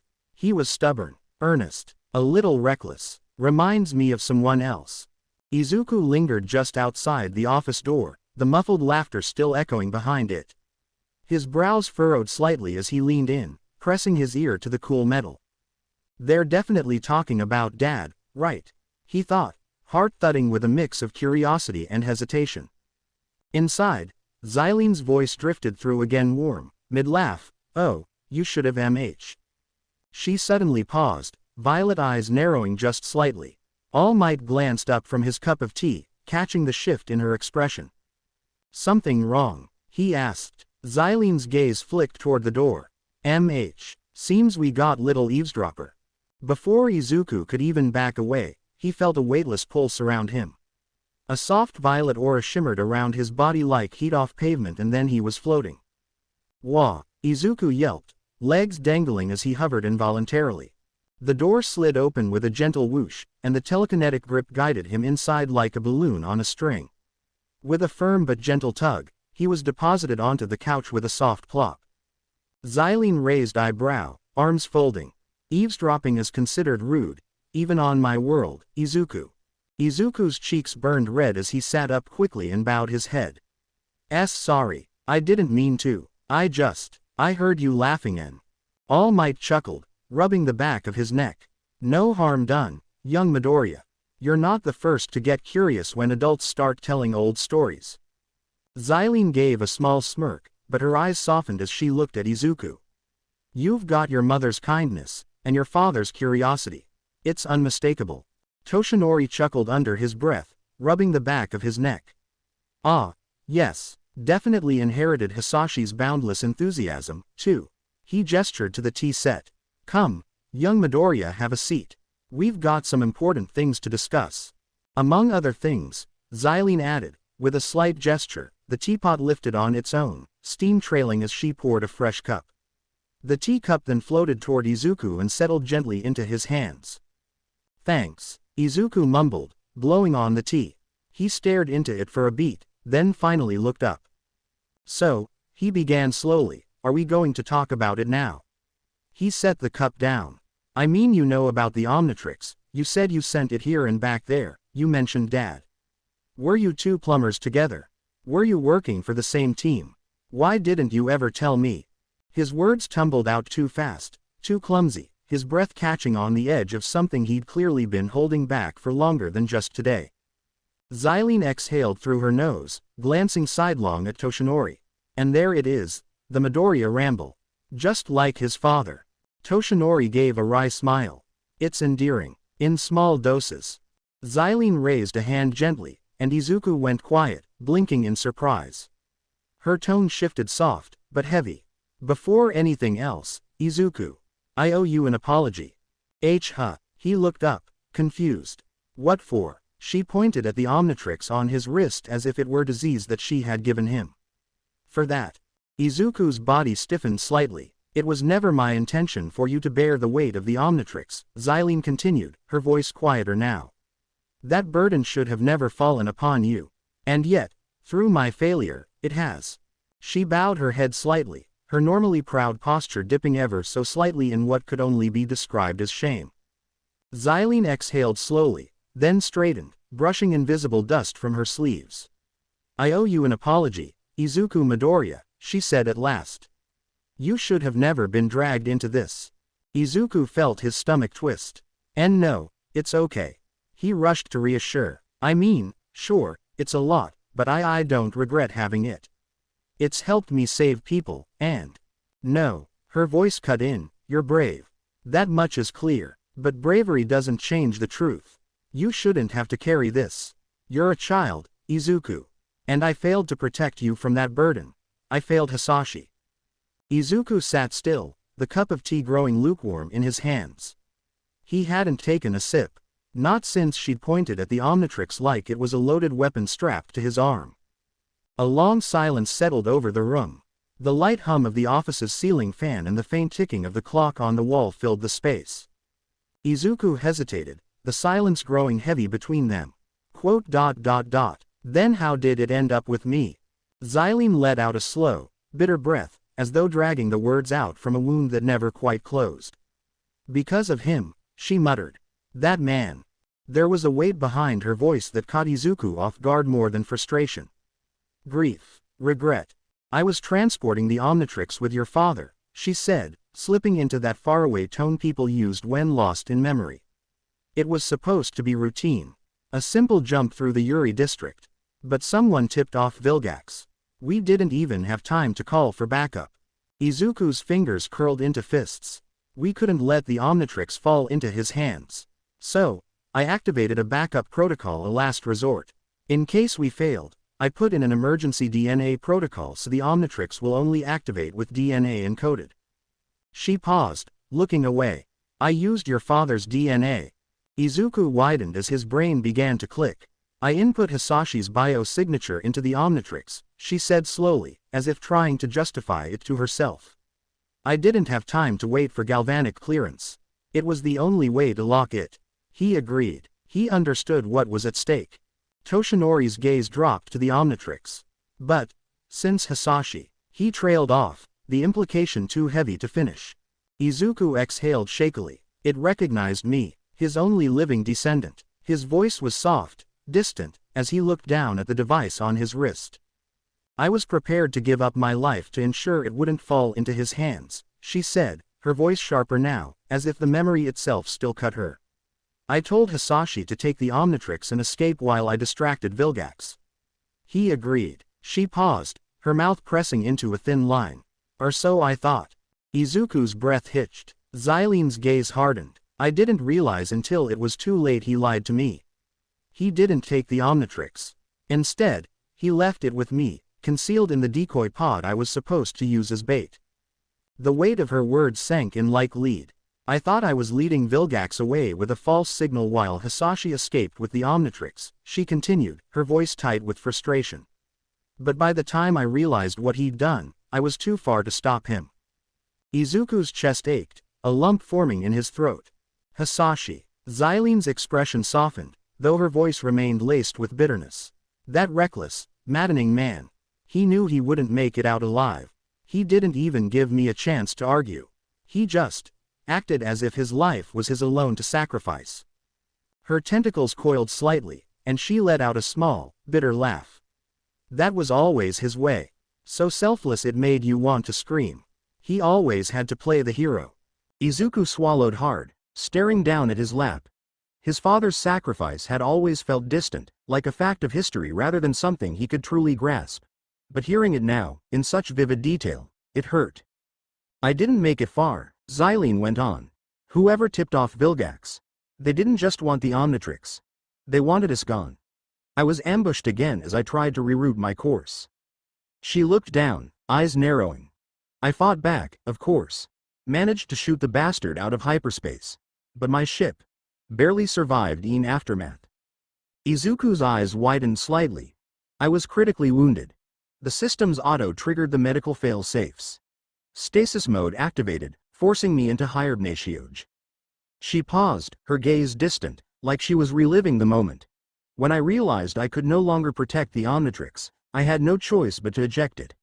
But, since it's keyed to a Hisashi DNA signature, it locked onto me, Izuku finished, eyes dropping to his wrist. A thick silence settled, until All Might let out a warm chuckle that broke the tension. Well, it seems fate has quite the sense of humor. But in my opinion, it made an excellent choice. Young Midoriya has proven more than worthy. Izuku offered a sheepish smile, scratching the back of his head, while Xylene allowed herself a small, proud smirk.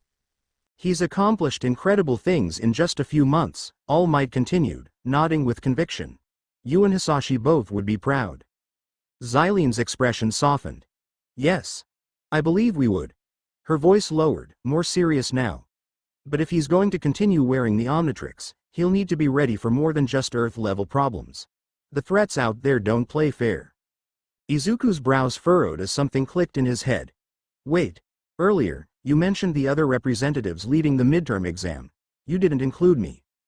Xylene's smile turned slightly apologetic. That's because you won't be participating. It hit like a dropped weight. EHHHHH?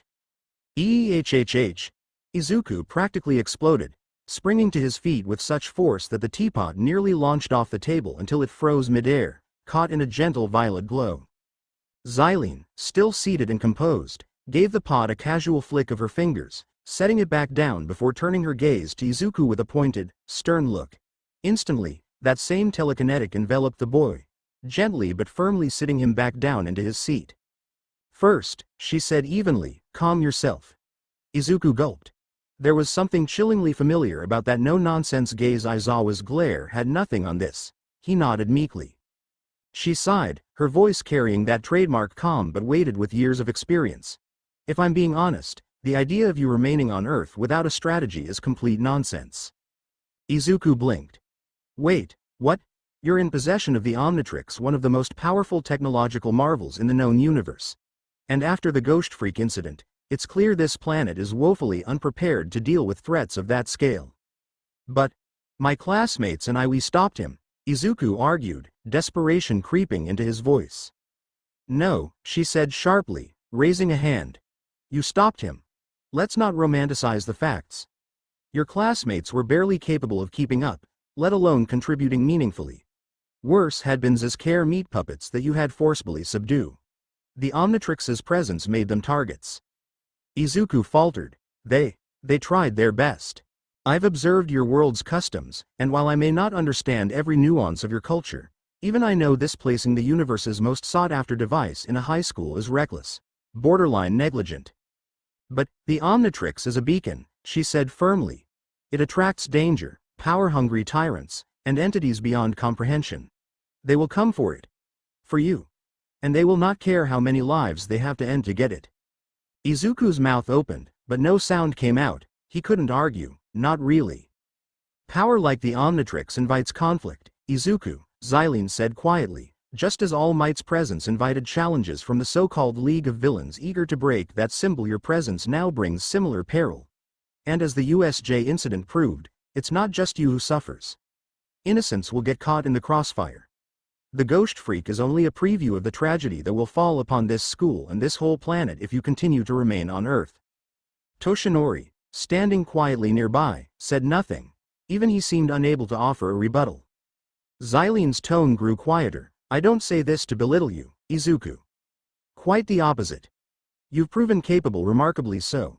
But that is exactly why you must train off-world, away from distractions, away from unnecessary casualties. I've already put your life in danger, she said. If there's even a chance to reduce that risk, I won't ignore it. Izuku stared at the floor, throat tight. The thought of leaving Earth gnawed at him. His mother, his friends, Ochako, Momo, Kyoka, Kendo, the rest of the girls, each face flickered through his mind like a silent plea. Xylene sighed as if what she said next wasn't her decision to make. But Principal Nezu made a valid point. Earth is already a target. Taking you off-world won't change that, not with word of the Omnitrix spreading through Undertown and beyond.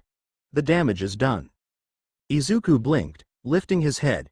And you've proven you can handle extraterrestrial threats for now, she said, tone clipped but sincere. So you're staying. At least for the time being. A quiet smile tugged at the corner of Izuku's mouth. But Xylene wasn't finished. But that doesn't mean I'm happy about it, she added firmly. I still believe your classmates have no place in this conflict. I agreed to Nezu's plan because I'm your godmother. Not because I trust this school's judgment. Izuku winced at the mention of Inko. And if I spoke to your mother, she continued, I'm certain she'd agree with me. If I chose to take you tomorrow, She'd hand you over herself if she thought it meant your safety. Izuku flinched. She wasn't wrong, and that was the worst part. So, she said coolly, we'll see how things go. The midterms are approaching. Depending on how they perform, I'll make my final decision. But even as she said it, her tone made it clear, she had already made up her mind. Izuku swallowed hard, eyes darting toward All Might in search of some kind of support, anything. But the skeletal symbol of peace merely raised his hand in a silent gesture of surrender, offering no help. Ah, man. Izuku groaned, slumping back in his seat with a defeated sigh. Support course. Mei Hatsume sat cross-legged on the floor of her workshop, goggles pushed up on her forehead and a smudge of grease across her cheek. In front of her rested the head of a mysterious robot, its design resembling a sleek, high-tech kabuto. Tools surrounded her in a rough, chaotic circle. The head's outer casing had been carefully pried open, revealing dense clusters of unfamiliar circuits and tight, sinewy wires. Where did you even get that thing? Melissa Shield's voice crackled through the monitor beside her, eyes wide as she examined the live schematics Mei was transmitting. Mei grinned, giving the head a firm pat. Found this baby half buried in a junk heap behind the old District 9 warehouse. Just sitting there like it was waiting for me. I've never seen tech like this ever. Melissa adjusted her glasses, leaning closer to her screen. It's definitely not standard robotics. These optic nodes? They're built for precision combat tracking. And is that a synthetic nervous system? Right?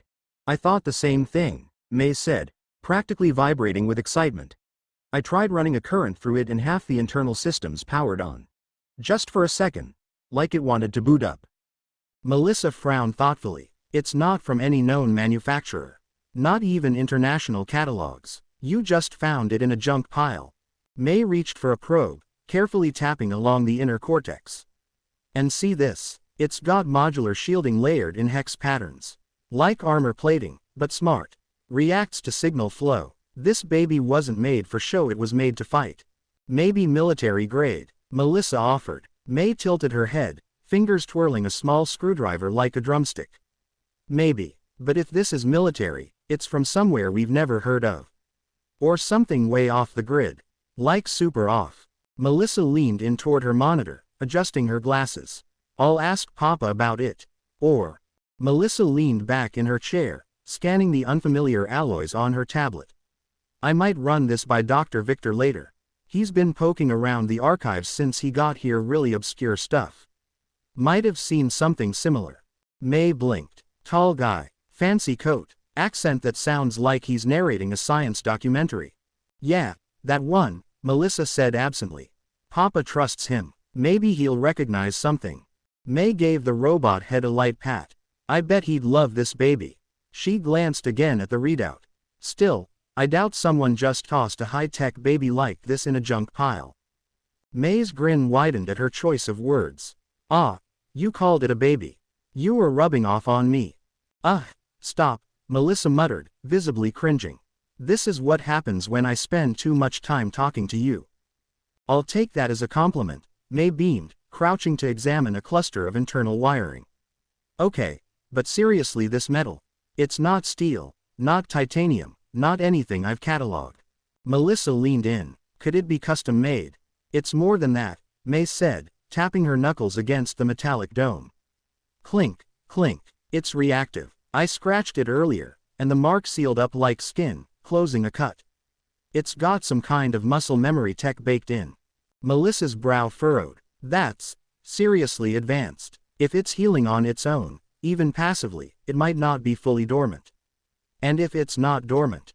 Oh, relax, Mei waved her glove with a grin. It's contained. Mostly. Sort of. Look, I rigged a deadman switch to the power relay. If it is so much as twitches wrong, boom, cut off. Besides, it doesn't have enough juice to do anything crazy. Melissa yawned, rubbing her eyes. I'll pretend that reassures me. I should get to bed. If I pass out during Dr. Victor's lecture again, he's going to bar me from the lab, again. Sleep is for the weak. Mei called cheerfully, already twisting a screwdriver with manic glee. Yes, and I am very, very weak, Melissa muttered, gathering her notes. Tell Izuku I said hi. Okay. Will do, May chirped, waving back. The screen faded to black, leaving only the hum of active equipment and the low hiss of pressurized cooling vents. May lowered her goggles, eyes locked on the dome. "All right, mystery baby," she muttered, tightening the feed lines. "Time to crack you open." May barely spared the screen a glance before turning back to her console. She hunched forward, tongue poking out the corner of her mouth as she typed up a diagnostic pulse routine. Behind her, the Tekkadan head sat in a web of thick cables, surrounded by servo stabilizers and locked magnetic braces. Underneath its plating, microscopic systems sparked to life, circuits weaving together like regenerating muscle tissue.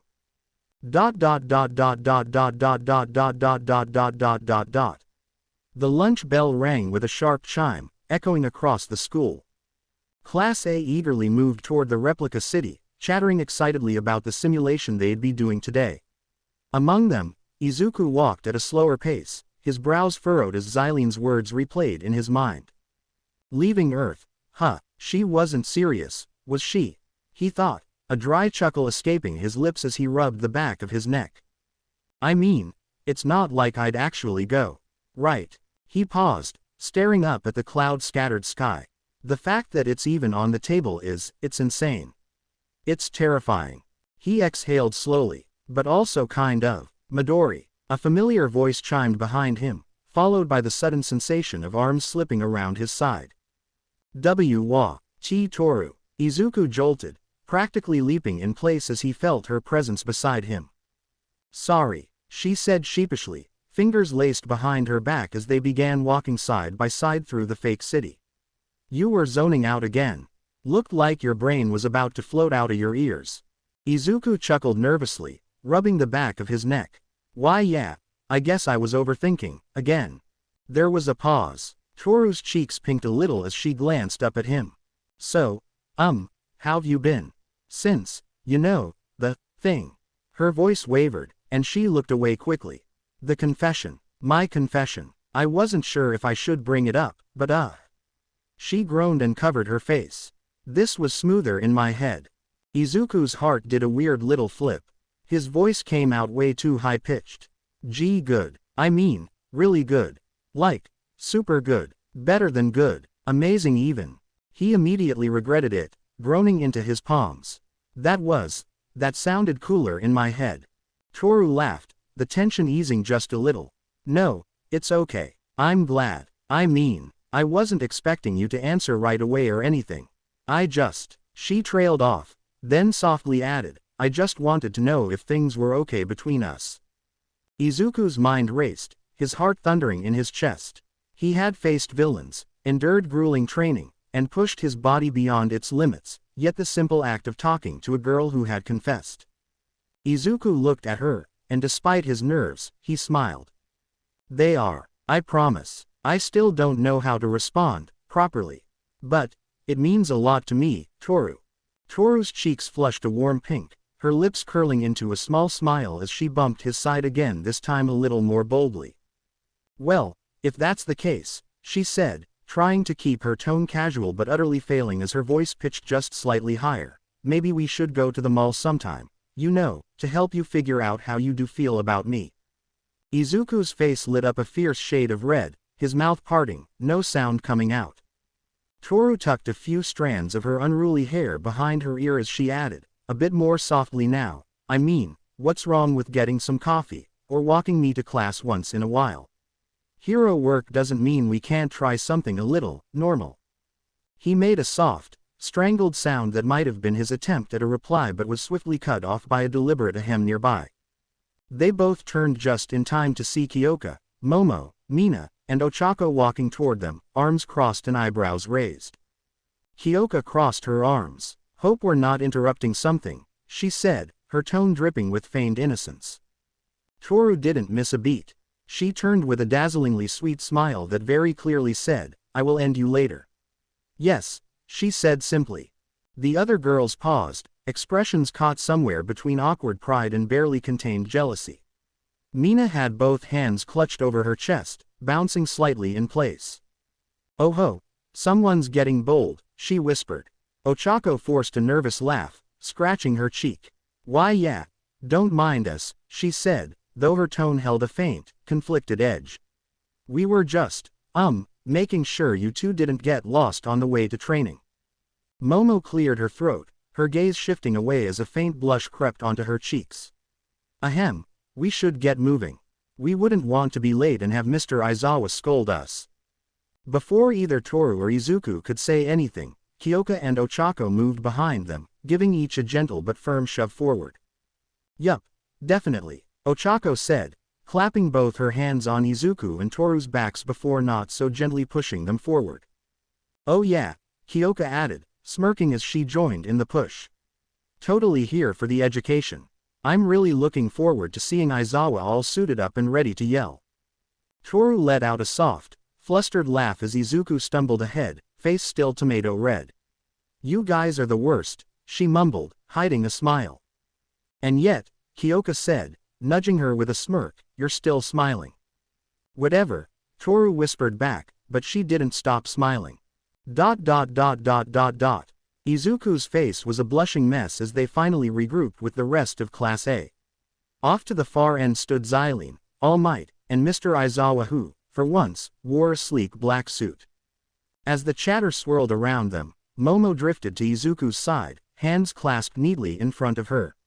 Her expression was serene as usual, but there was a faint pink dusting her cheeks. She kept her expression calm, collected, though her fingers played idly with the edge of her belt pouch. So, she began lightly, what were you and Hagakure talking about earlier? Izuku nearly choked on air. Oh she asked if I wanted to, maybe grab coffee sometime. Or go to the mall. His voice cracked halfway through, and he rubbed the back of his neck, trying not to melt into his hoodie. Momo's eyes flicked to the side, her composure barely holding. Ah, I see, she said, her tone steady, but her hands clasped a bit tighter than usual.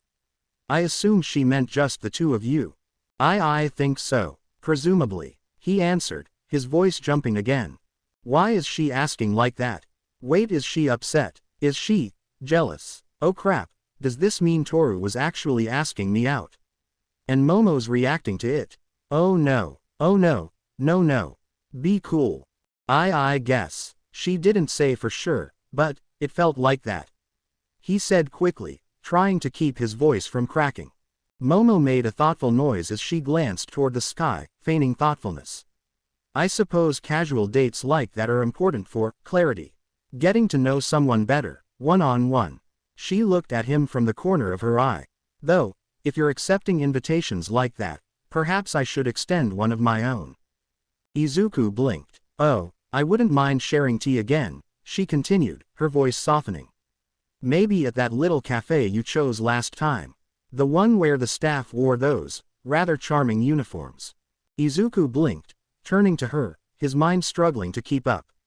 At the maid cafe where we had our first date. He blurted out, the memory of their surprisingly pleasant, if nerve-wracking, first outing rushing back to him. Momo's heart skipped a beat, her face growing pink as she turned away slightly, hiding her flustered expression. She managed a small nod, her voice quieter. Yes, something like that. Before Izuku could respond, Aizawa clapped his hands, cutting through the murmurs of the gathered students. All right, everyone, eyes up here, he said, clapping his hands once to get their attention. We've got a lot to cover today, so let's not waste time. The class quickly snapped to attention, but Momo and Izuku's minds were still racing, their faces tinged pink as they stole quick, nervous glances at each other. All Might, his usual bombastic, smiled.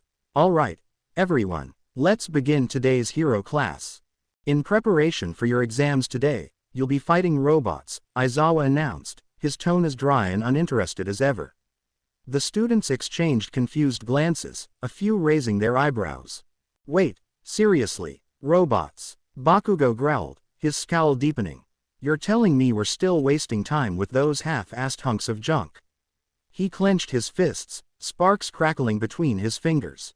Iida adjusted his glasses, nodding in agreement. While the UA training robots do provide a decent workout, but they've become somewhat predictable. Our quirks have advanced significantly since the entrance exam. Xylene sighed, crossing her arms as she stepped forward, her sharp, piercing eyes narrowing at the students.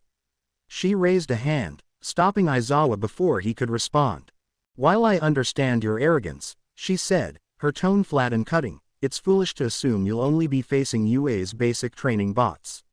That level of overconfidence is exactly why so many of you are still so weak." The class stiffened at her blunt assessment, a few students visibly bristling. Kyoka's ear jacks twitched suddenly, extending like snakes as she caught a strange, high-pitched noise. She squinted up at the sky, her eyes narrowing. Above them, 3 burning streaks pierced through the clouds, growing larger by the second, followed by plumes of smoke. Guys," she said, her tone cautious as she pointed upwards. Before anyone else could respond, Bakugo snorted, cracking his knuckles. "What, you gonna drop some rusty scrap on us and call it a test? This better not be some half-assed FWOOOOM. Without warning, the sky erupted in a blinding yellow flash, the shockwave hitting an instant later, ripping through the fake city like a hurricane. The air itself seemed to explode, windows shattering in a chain reaction as the ground buckled and shattered, splintering across the block.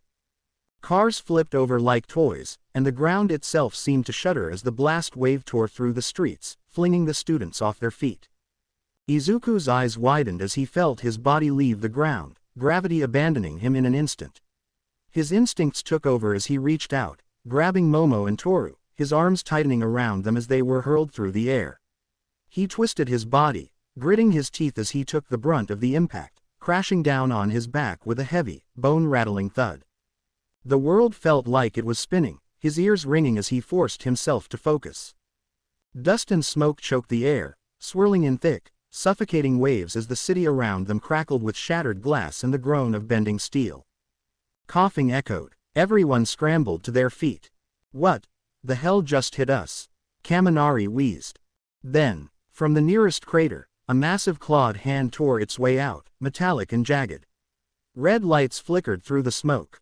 Thud, thud, thud. The dust began to clear, and standing tall above them were 3 towering figures, each over 40 feet tall, humanoid but insect-like, with glowing red eyes. Their forms resembled a grotesque hybrid of mantis and machine-bladed arms folded like scythes, long segmented legs hissing with steam, and heads shaped like angular insectoid helmets, with antennae twitching menacingly. "What are those?" Mina whispered, frozen in place. One of the drones released a metallic screech, then its shoulders opened with a hiss, launching a dozen smaller drones into the sky like hornets from a hive. Everyone instinctively took a step back as the towering drones emerged from the craters, their metal limbs unfolding with a series of sharp, mechanical clanks. Izuku stumbled to his feet, his breath catching as Momo and Toru coughed beside him, waving away the thick dust swirling around them. When his eyes finally focused on the massive, armored machines, his blood ran cold. "Those are the robots that attacked me," he stammered, his mind flashing back to the chaos of the concert, the first time he'd met Kyoka. The glowing red optics, the hulking frames, the relentless way they tore through the crowd, he'd never forget it. Xylene folded her arms. "I would imagine so," she said, her tone blunt. "Vilgax was reported in the Earth system when you encountered them. He likely sent these to test your capabilities and assess your threat level." Izuku clenched his fists, just thinking about how close Vilgax had been back then when he didn't have one for all, when he didn't even know what the Omnitrix truly was, made his heart pound with dread. Toru glanced over and subtly reached for his hand, giving it a small squeeze. Izuku blushed, surprised, before she quietly let go and looked away. Aizawa addressed the class. "These are Vilgaxian drones scout units. He deploys them to evaluate resistance before a full-scale invasion." The massive mantis-like robot closest to them shifted, its glowing eye narrowing like a camera lens zooming in. "Then why aren't they doing anything?" Todoroki asked, watching cautiously as the drone simply stood there. All Might stepped in with his usual booming confidence. "Relax. These particular units are under our control. After the USJ incident, we managed to salvage and reprogram a few of them." He knocked his knuckles against one of the massive legs with a solid clink, clink. Kirishima grinned, cracking his knuckles. "So we're taking these monsters down?" "Hell yeah." Kaminari's body buzzed with sparks. "I've been waiting for something this awesome all semester." Xylene exhaled slowly, her expression unreadable. The students were eager, sure, but they didn't know what these drones were truly capable of.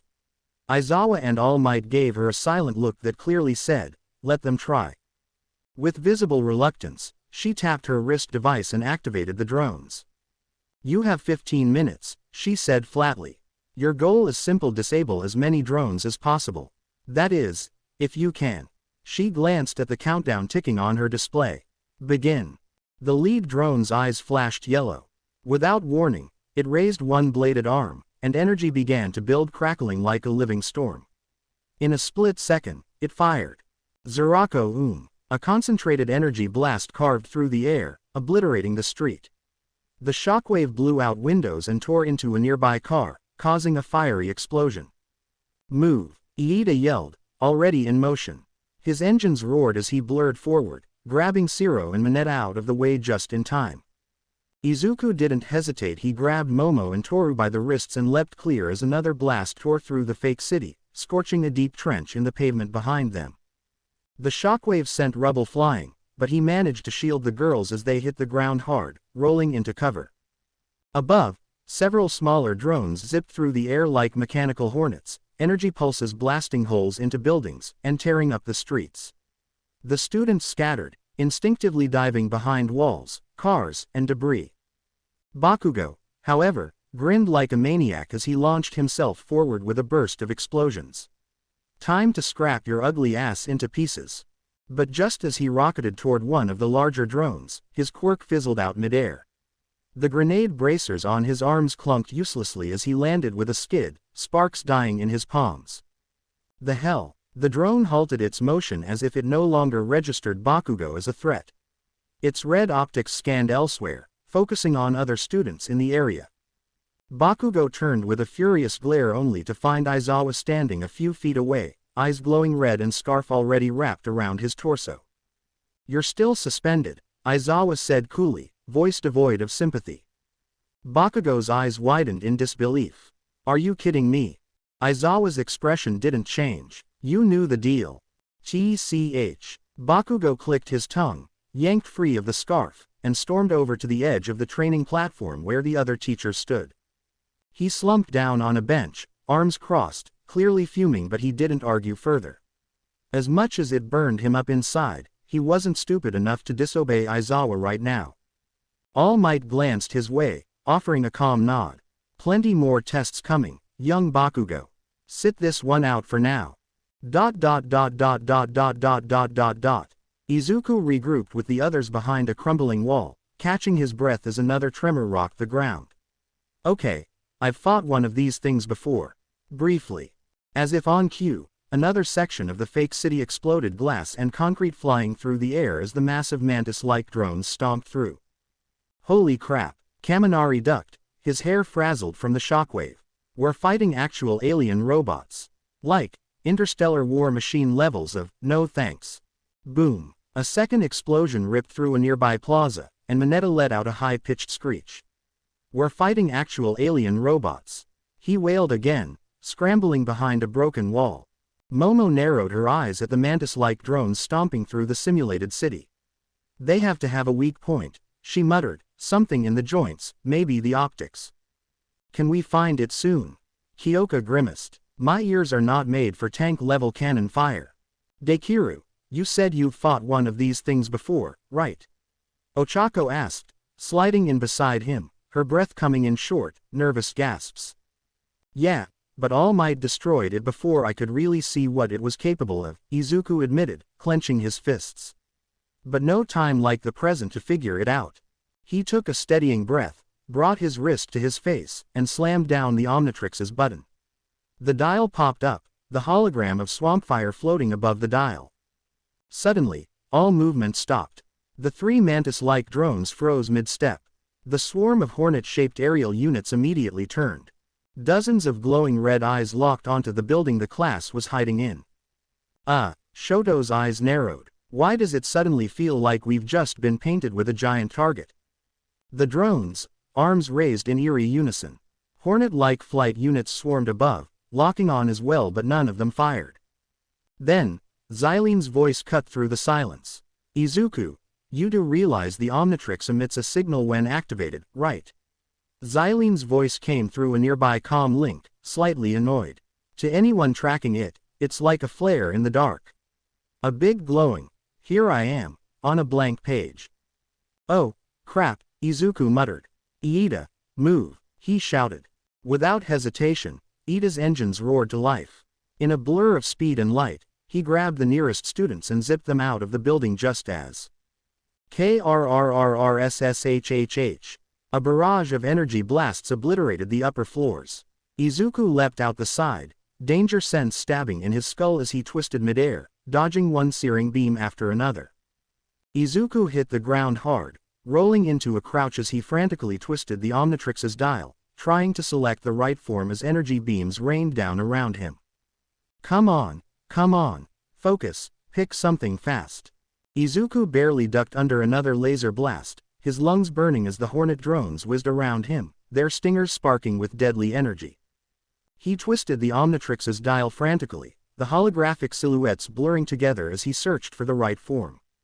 "We've got you, Midoriya," Kirishima shouted, launching off a nearby rooftop. His body hardened midair with a grating crack, and he crashed shoulder first into a drone. Sparks flew as his reinforced fist tore through its chassis, sending it spiraling into the side of a building with a booming explosion. Sato wasn't far behind. He tackled another drone head-on, jamming his fingers into the seams of its armor and tearing it apart with brute force. He hit the pavement in a thunderous crash, chunks of metal and circuitry raining around him. Kirishima staggered to his feet, panting, only to be blasted across the street by a Hornet drone's energy beam. He tumbled through debris and slammed into a wall with a dull thud.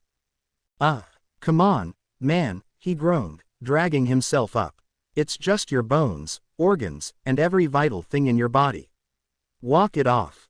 Before he could fully recover, a Hornet drone zipped in from above, its targeting system locking onto him with a sharp WRRRRR. "Ah, crap," Kirishima managed to say before the drone's cannon powered up.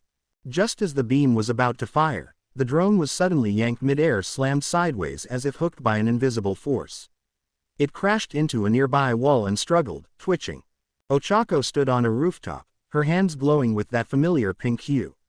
She focused, brow furrowed. The drone began to jerk and bend unnaturally, metal creaking until it crushed inward like a soda can and exploded in a burst of flame and shrapnel. Ochako stared at the smoking wreckage, wide-eyed. Whoa, I didn't think I could do that." Before she could process it, another drone locked onto her, its arm crackling with energy. She barely had time to flinch before Kirishima tackled her out of the way, the blast searing the air where she'd been standing a moment ago. Ochako hit the ground with a rough grunt, her head spinning as her stomach churned violently. "These things are no joke," Kirishima muttered, his own breath coming in ragged gasps as he hauled himself back up, keeping himself between Ochako and the approaching drones. "Why yeah," Ochako mumbled, clapping a hand over her mouth as she fought back a wave of nausea. I think I'm gonna hic." Izuku, catching sight of Ochako struggling to steady herself, grit his teeth as he scrolled through the Omnitrix's forms. "All right, I need something with enough muscle to crack through those shells." His eyes landed on a round, bulky with what seemed to be armor. "Come on, Cannonbolt," he shouted, slamming down the Omnitrix. A blinding green flash erupted as he slammed the Omnitrix down, but as the light faded, Izuku blinked. "You've got to be kidding me." Standing where he was moments ago was the small, battery-shaped form of Buzzsaw, electricity crackling wildly around his black and green body. "Buzzsaw," he squeaked, staring at his tiny, lightning-covered limbs. Mina, ducking behind a half-collapsed wall nearby, did a double take. "Wait, isn't that the tiny alien you used to track the megawatts?" Toru, peeking out from behind a flipped car, let out an excited squeal. "Ah, you're like a little electric Pokemon. So cute." Buzzsaw groaned, his green eyes narrowing as one of the massive mantis bots locked onto him, its arm cannon charging with a high-pitched whine. "Guess I'm up," he said with a mischievous grin. The mantis-like drone suddenly fired a yellow beam as it blasted through the air. Zap! Before the blast could hit its target, Buzzsaw zipped aside in a flash of raw electricity, leaving behind nothing but a crackling arc where he'd stood. In a streak of lightning, he shot into one of the Hornet drones, electricity surging through its circuits. The bot spasmed violently before exploding in midair. He ricocheted out of the drone, zipping toward another Hornet drone. With a high-pitched screech, he slammed into it, electricity surging through its circuits until it sparked violently and exploded. He shot back out in a streak of blue-white lightning, rocketing between drones like a pinball of destruction, each one erupting in sparks as he passed through as smoke filled the area. Buzzsaw zipped out of the smoke, reappearing in front of one of the massive 40-foot mantis bots. "Alright, let's amp this up one for all, 15%. His small form began to surge with intense blue-green electricity as he fused the power of OFA into his electric body. The energy storm built into a blinding bolt that arced from his body and released a powerful lightning bolt that struck the towering machine's chest with a ka-boom.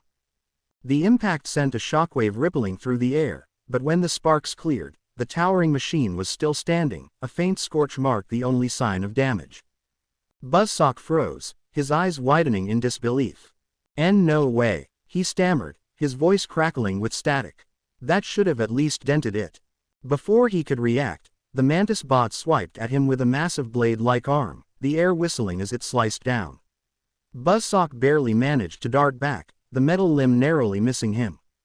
Then, without warning, the entire robot seized up, its limbs locking as a thick sheet of ice crackled up its legs and torso, freezing it solid in an instant. Buzzsaw skidded to a stop, glancing over his shoulder to see Todoroki lowering his hand, a frosty mist rolling off his body as he caught his breath. "I suggest you keep moving," Todoroki said, his eyes narrowing as he eyed the towering mantis bot. Crack! The mechadroid shattered the ice encasing it, its spindly metallic limbs snapping free with a violent twist. It leapt into the air, its legs spinning like a turbine, creating a whirlwind of force as it came crashing down. Buzzsaw and Todoroki darted to the side, narrowly avoiding the impact as the ground beneath them cracked and crumbled. Buzzsaw crackled, his circuits buzzing with annoyance. "Okay, how do we take this thing down?" Iida zipped in, skidding to a stop, his engines roaring as he panted from the exertion. He eyed the machine as it tore through the fake buildings with its scythe-like limbs, cutting through concrete like paper. "Midoriya, can't you break into its systems from the inside?" Todoroki asked, keeping his distance as another energy blast tore through the air, scorching the street. Buzzsaw shot forward like a bolt of lightning, trying to force his way into the robot's circuits. He slammed into the mechadroid's chest, only to bounce off with a loud, metallic clang. He zipped back, crackling with frustration. "No good, it's too tightly sealed," Buzzsaw said, his small frame bristling with electricity. "I need a better plan." He glanced at Todoroki and Iida, an idea sparking in his mind. "Alright, Todoroki, you're gonna have to freeze this thing, weaken its armor. I'll handle the rest." Shoto nodded, already moving. "I'll buy you 10 seconds. Todoroki didn't hesitate. He sprinted toward the mechadroid, his breath turning to mist as he released a thick wave of ice. The mechadroid's limbs froze mid-swipe, encased in a glistening, frost-covered shell. Cracks immediately spider-webbed across the surface, the machine already straining to break free. "Iida," Buzzsaw said, turning to his friend. "I need you to hit it with everything you've got. Run to the end of the block and come back at full speed. Think of it like that super speed punch I used to shatter the USJ doors." Iida's engines roared to life as he straightened, his eyes burning with determination. "Understood, Midoriya." He shot off in a blur, the air around him distorting as his turbines reached maximum output. Buzzsaw hovered at a broken street lamp, static dancing across his small frame as he watched Iida reach the edge of the ruined cityscape. Cracks snaked across the mantis bot's icy shell, steam rising from its joints. Iida crouched low, his mufflers glowing red-hot as steam hissed from his engines. His fingers flexed against the pavement. Recipro burst. Iida roared, his engines exploding to life. He shot forward in a blur of white and blue, the sheer force of his acceleration shattering nearby windows as he rocketed down the street. In a flash, Iida closed the distance, twisting his body into a devastating spinning kick. Boom! The mechadroid's icy armor shattered on impact, spiderweb cracks racing up its metallic limbs. The 40-foot behemoth staggered back, its heavy metal joints shrieking as sparks burst from its damaged frame. Iida skidded to a stop, his mufflers spewing smoke as he clutched his legs, panting heavily. Buzzsaw saw the opening Iida had created a massive dent where his kick had broken through the metal plating. "Nice one, Iida," he crackled. Without wasting a second, he shot forward like a bolt of living lightning, zipping straight into the breach. Inside the mantis droid, circuits fried and wires melted as Buzzsaw unleashed a torrent of electricity, overloading its systems in a violent cascade of sparks. The massive machine let out a strained, mechanical whine. With a final, ear-splitting hiss, the mantis droid's eyes dimmed, and it crashed to the ground with a thunderous thud, a shockwave rippling through the fake city as smoke billowed from its shattered frame. Buzzsaw zipped out, landing beside Iida as the metallic giant lay motionless behind them. "Nice kick," he said, crackling with a hint of smug pride. Iida, still panting, managed a weak but satisfied grin. "Likewise, Midoriya." Buzzsaw panted, electricity still crackling faintly around his small frame. A few feet away, Toru stood with Tsuyu, both girls catching their breath, bruised and dusty but alive. Toru's face was flushed not just from the fight, but from watching Midoriya push himself again and again. Suddenly, a mechanical whine rang out. One of the remaining mantis bots, hidden behind a collapsed building, rose back to its full height. Its arm locked into place as arcs of yellow energy sparked and gathered at the tip of its cannon. Tsuyu's eyes widened. "It's charging up." Iida and Buzzsaw turned sharply, eyes blown wide as the beam burst from the mantis's arm like a horizontal lightning strike, slicing through the air and blasting through the street. Buzzsaw and Iida zipped out from the incoming beam as the mantis robot's energy blast ripped through the air behind them, shattering windows and cratering the pavement. They didn't notice Toru sprinting after them, desperate to shield her friends from what she thought was a direct hit. "Midoriya," Toru shouted, pushing herself harder, her arms outstretched as the blinding beam roared toward her. She braced for the impact. Iida and Buzzsaw turned just in time to see Toru sprinting directly into the beam's path. No, Iida's engines roared to life, his heart leaping into his throat as he prepared to bolt after her, but Toru's body shimmered for a split second, the light bending around her. The energy beam bent twisted violently mid-flight as if hitting an invisible prism. In one smooth, radiant arc, it split into several thinner beams and curved back straight into the mantis robot. Boom! The bot's midsection exploded violently, its upper half sliding clean off its body as it collapsed into a smoking, sparking heap. Silence fell for a heartbeat. Toru stood frozen, arms still raised in front of her as if shielding herself. She blinked, completely stunned. What just happened? Tsuyu's eyes widened. "Toru-chan, did you just reflect that?" Iida, still frozen mid-step, gawked at her. "You redirected the beam." Buzzsaw, for once speechless, letting out a shocked, "Huh. I didn't know you could do that." Toru blinked, her hands trembling slightly as she clenched them into fists, the adrenaline still pumping through her veins. A small, breathless laugh escaped her lips. "Neither did I."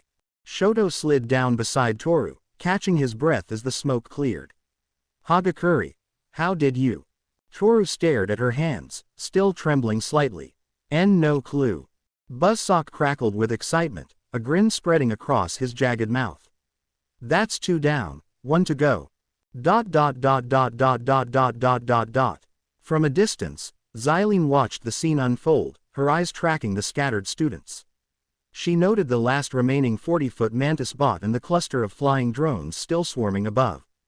A small group of students, Yaoyorozu, Kyoka, Kaminari, Hiroshima, Sato, Kota, Shoji, and Ochako were converging on the towering machine, clearly bracing for a final push. She cupped her chin, thoughtfully.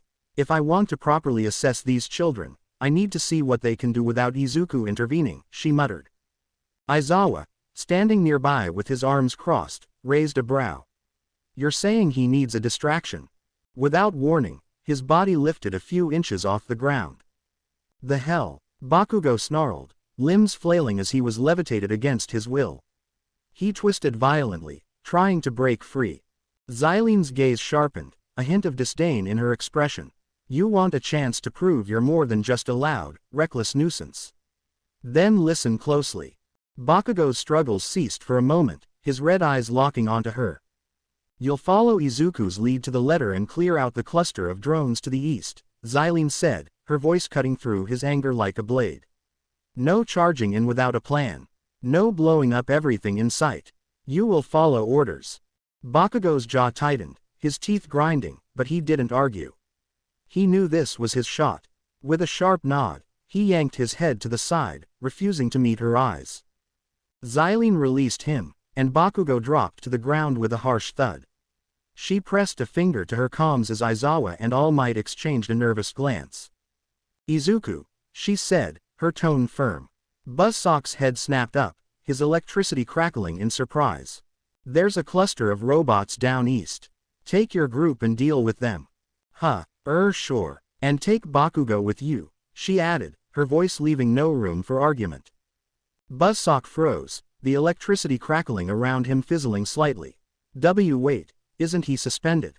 Boom. Bakugo shot into the air, a trail of fiery explosions marking his rapid ascent as he rocketed eastward without waiting for a response. All Might leaned in close to Aizawa, his voice a low whisper. "Are you sure about this?" Aizawa's tired eyes tracked Bakugo's explosive exit before landing on Xylene, who stood with her usual unreadable expression. "No, but sooner or later, we have to give him a chance. He's been on his best behavior his version of it lately, and we've put him through enough detention and lectures to fill a semester." "Will that be enough?" All Might's voice held a hint of doubt. Aizawa sighed, his gaze hardening. "Probably not, but Xylene's not exactly one to change her mind, and if anything goes south, I'll step in immediately." He glanced at the elder alien, her posture rigid and eyes unblinking. "Besides, she doesn't fully grasp human emotions. She doesn't understand the history those two share." Buzzsack crackled with frustration as he zipped after Bakugo, like a streak of green lightning, circuits buzzing as he finally caught up to Bakugo, whose explosions rang out like cannon blasts. "Bakugo, stop, you idiot," Buzzsack shouted, his voice crackling like a live wire. Bakugo growled, steam practically pouring off him as he remembered Xylene's conditions. He'd been locked down for weeks, his muscles practically twitching from inactivity. Xylene had made it clear that this was his only shot at getting back into the action on the condition that he listened to Deku. That alone nearly made his blood boil.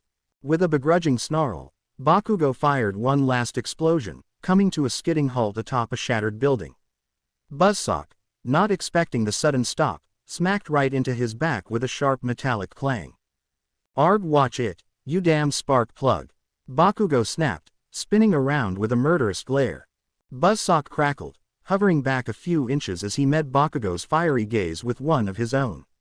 For a brief moment, the air between them practically hummed with unspoken hostility, arcs of green electricity dancing around Buzzsack's form as the two locked eyes. Buzzsack's screen-like face twisted into a faint scowl. "Listen up," Xylene said, "we're clearing out the drones. Just the drones. Got it?" Bakugo clicked his tongue, crossing his arms as if he were already bored with the conversation. Whatever." Without another word, the two shot off again. Momo stood on the rooftop, one hand thoughtfully cupping her chin as she analyzed the scene below. Her mind replayed the moment Toru had deflected that laser no, redirected it, cleaving the robot apart with a single, fluid motion. She cupped her chin thoughtfully, already considering the possibilities for their next strategy.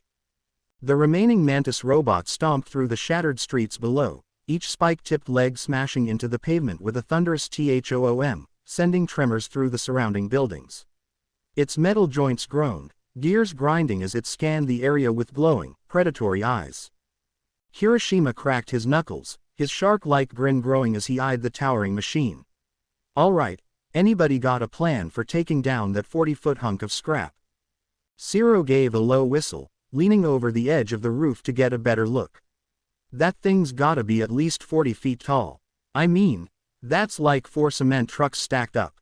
Kyoka's earlobes picked up a high-pitched whirring and reached her ears. She whipped around, eyes narrowing as a squadron of drones zipped toward them, their targeting systems locking on with ominous red lights. "Heads up, guys, we've got incoming." Aoyama flipped his hair with a dramatic flourish, his cape fluttering as he struck a pose. Oh la la, leave this to moi. He thrust his hips forward, his navel sparkling with a burst of dazzling blue light as his naval laser sliced through the nearest drone. Voila! Another drone closed in, its targeting laser zeroing in on Zero, who instinctively shot a length of tape from his elbow and swung off the rooftop. He swung from roof to swing around a passing drone. Gotcha, he shouted, wrapping the bot in sticky tape. But the drone buzzed violently and began tearing through it with spinning blades. Little help here. Aoyama spun on his heel, his sparkling grin catching the sunlight as he lined up his next shot. And you, he thrust it again, his laser slicing through the drone with a satisfying boom as it exploded into a shower of metal and sparks. Zero landed hard and gave Aoyama a tired thumbs up. Appreciate it, Sparkle Boy. Aoyama winked. But of course, a hero must always shine for his friends. Momo's eyes flicked between her teammates, already piecing together a strategy. Alright, everyone, if we're going to take that mantis down, we'll need to clear these drones first. Kaminari, you're on Overwatch with your electricity. Zero, try to keep them tangled up. Momo turned sharply, adjusting her glasses as her mind raced. Sato, Shoji, Hiroshima, come with me. I've got a plan to stop that thing. Hiroshima and Sato exchanged a surprised glance but quickly nodded. Momo stepped to the edge of the rooftop. Sato, if you could carry me down. Sato grinned, shoving a handful of sugar into his mouth as his muscles swelled with power. Got it, as he hoisted her into his arms. With a solid thud, Sato launched off the roof, dropping like a boulder. He smashed into the ground with a heavy crack, crouched to absorb the impact as dust rose around them.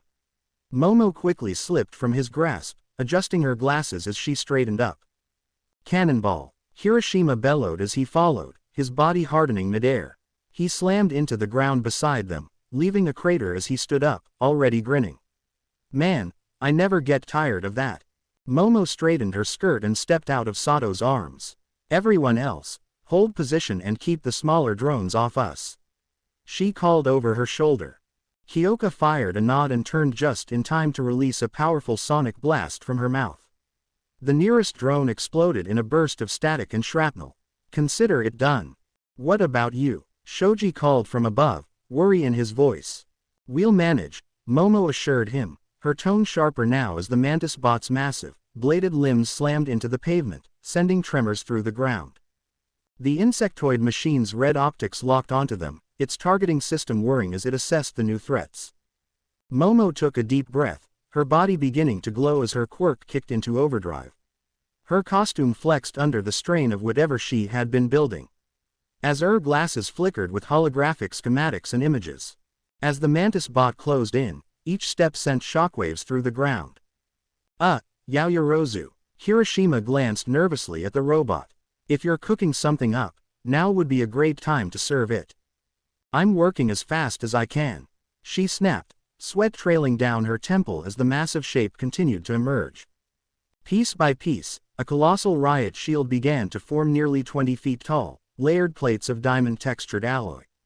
At its center was a curved, hexagonal mirror-like surface multiple, but instead of glass the material was made out of diamond. Thick, reinforced handles extended from the back, sized for multiple people to grip and brace. Finally, Momo collapsed to one knee, breathing hard but smiling in satisfaction. It's done. Whoa, this thing's a beast. Hiroshima grinned, grabbing one side of the massive shield, his fingers clinking against the polished surface. Focus, Momo said, still catching her breath as she steadied her grip. Brace yourselves. This isn't going to be easy. Hiroshima and Sato both grabbed the massive shield, muscles straining as they dug their heels into the cracked pavement. The mantis bot's arm began to glow, its energy crackling with a high-pitched whine as it charged another beam. Come on, lift it, Hiroshima grunted, his teeth bared as he hardened his arms, veins bulging as he heaved against the shield's immense weight. Grr, I'm trying, Sato growled, his biceps swelling as the sugar coursed through his veins. Don't tell me you're slacking, man. Are you kidding me? Hiroshima shot back, his hardened feet carving trenches into the concrete as the shield slowly rose into position. Brace yourselves, she shouted, grabbing a secondary handle as the beam erupted from the robot's twin cannons with a deafening boom. The street around them erupted in a violent storm of dust and shattered glass, the beam slamming into the mirrored surface of the shield. The force nearly knocked them off their feet. "Hold the line," Kirishima roared. The ground beneath them buckled and cracked as they slid back, feet carving deep furrows through the street. The heat was unbearable. Momo winced as the metal radiated like an oven, and Sato's gloves started to sizzle and smoke. Kirishima hardened even more instinctively, gritting his teeth. "It's melting, I swear it's melting. Don't let go," Momo shouted, breathless. Her fingertips burned as she reached for the control handle on the inside of the shield. Just a second more. The robot's screech grew louder as it raised its other arm, both forearms, now glowing with charged plasma. "You've gotta be kidding me," Kirishima yelled, eyes wide. Double blast incoming. The combined beam fired, thicker and more intense than before. It struck the shield with a second boom, this one sending dust and shattered glass flying across the battlefield. Momo gritted her teeth as her glasses flared to life, displaying real-time schematics. "Just a little more, come on." She yanked hard on the mirror adjustment handle. The reflective surface shifted with a metallic click, and the twin beam arched, redirected by the diamond mirrors. The beam curved like a whip of light and slammed back into the mantis bot with a SSSHHHHRRAAAKOOOOM. The beam carved clean through the robot's torso, slicing it in two. A violent explosion followed, fire, smoke, and metal parts hurled into the air as the bot detonated from within. The sound echoed through the city like a bomb, the blast wave knocking over lampposts and shattering windows in nearby buildings. The three stood there, panting, their muscles trembling from the effort, the air around them shimmering with residual heat. Sato let out a hoarse chuckle, his gloves smoking as he released the handle. "Ha! We actually did it." The massive riot shield hit the ground with a heavy thud, sending a cloud of dust swirling into the air. Momo dropped to her knees, gasping for breath as adrenaline slowly drained from her system. Her eyes drifted to her right hand, red, blistered, and sizzling as if she'd grabbed a hot iron. "Ha!" She winced, cradling it close. The pain pulsed with every heartbeat. Beside her, Sato swayed unsteadily on his feet, his sugar rush fading fast. "Yeah, we totally, yeah." His words slurred into mush as his eyes rolled back. With a heavy thump, he face planted into the pavement. Kirishima stood tall, arms still hardened, smoke and heat wafting off his body. He stared at the charred remains of the giant robot with a wild grin. "Now that's what I'm talking about. That was freakin' insane." A loud HOOOOONK echoed over the cityscape, the signal that the training exercise had come to an end. On the far side of the field, Bakugo blew apart the last drone with an explosive kaboom, snarling, "Finally." Buzzsaw zipped through a collapsing drone's remains, then paused as his antennae sparked, catching a faint trace of energy from the other side of the course. He turned toward the billowing smoke. "Whoa, what the heck happened over there?" He zipped into a nearby power line and shot across the training grounds, racing along the electrical grid until he popped out near the massive riot shield. His green eyes widened when he saw Momo hunched near the scorched metal. "Momo!" he shouted. Startled, she looked up just in time to see a burst of green light. Buzzsaw vanished, replaced by a familiar freckled face. "Momo, are you all right?" Momo looked up, her chest still heaving from the effort before her eyes lit up. Without thinking, she reached up, pulling Izuku into a tight hug, the force of it knocking him off balance as they tumbled to the cracked pavement together. "Whoa!" Izuku gasped, his cheeks flushing as Momo's relieved, breathless giggle reached his ears. Kirishima, still riding the adrenaline high, threw his fist into the air. "Woo, that's what I'm talking about. We crushed it." Momo's grip tightened around Izuku, her face buried in his shoulder as the relief of their victory washed over her. She pulled back just enough to meet his wide, worried eyes, her own filled with a mix of exhaustion and pride. "We did it. We actually did it." Izuku, still trying to process the whirlwind of emotions, managed a sheepish, breathless smile. "Why yeah. You were amazing, Momo." Xylene crossed her arms, her expression tight with restrained annoyance as the smoke from the battlefield began to clear. Beside her, All Might turned with the biggest, most smug grin plastered across his face. "Hey, told you they'd pull through," he said, his deep voice carrying a note of fatherly pride. Xylene huffed, crossing her own arms. HMPH. They're promising, I'll admit, but this was only the first test. Tomorrow's training will be far more challenging. They still have a long way to go if they're to survive the exams. All Might chuckled, clearly undeterred. That's fair. Till then, shall we go review the footage, together? Xylene gave him a sidelong glance as she started to walk. Fine, but try not to gloat the whole time. No promises, All Might grinned as he followed.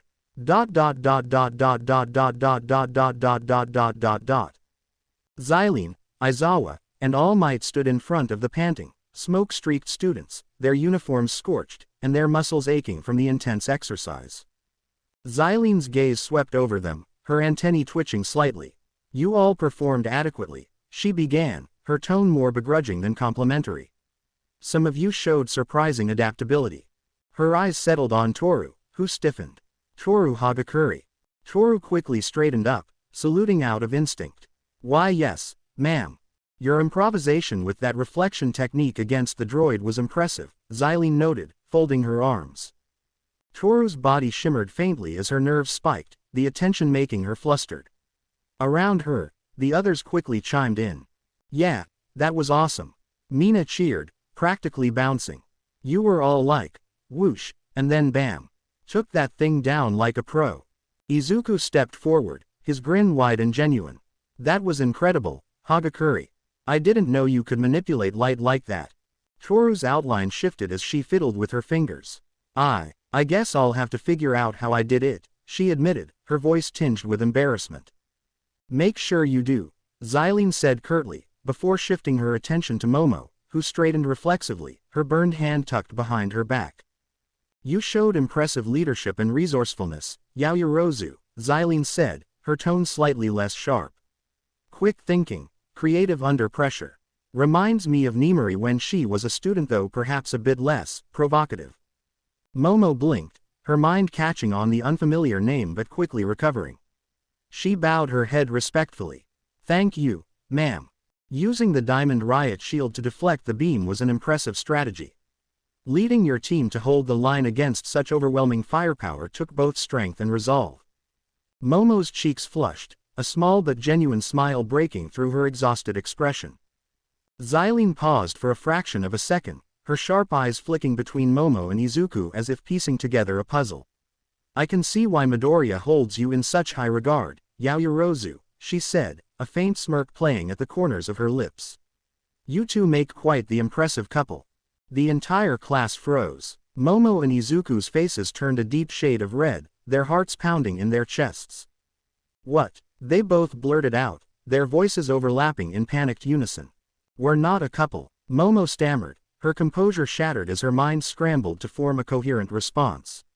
I mean, we work well together, but that's because of our shared goals as heroes, not that.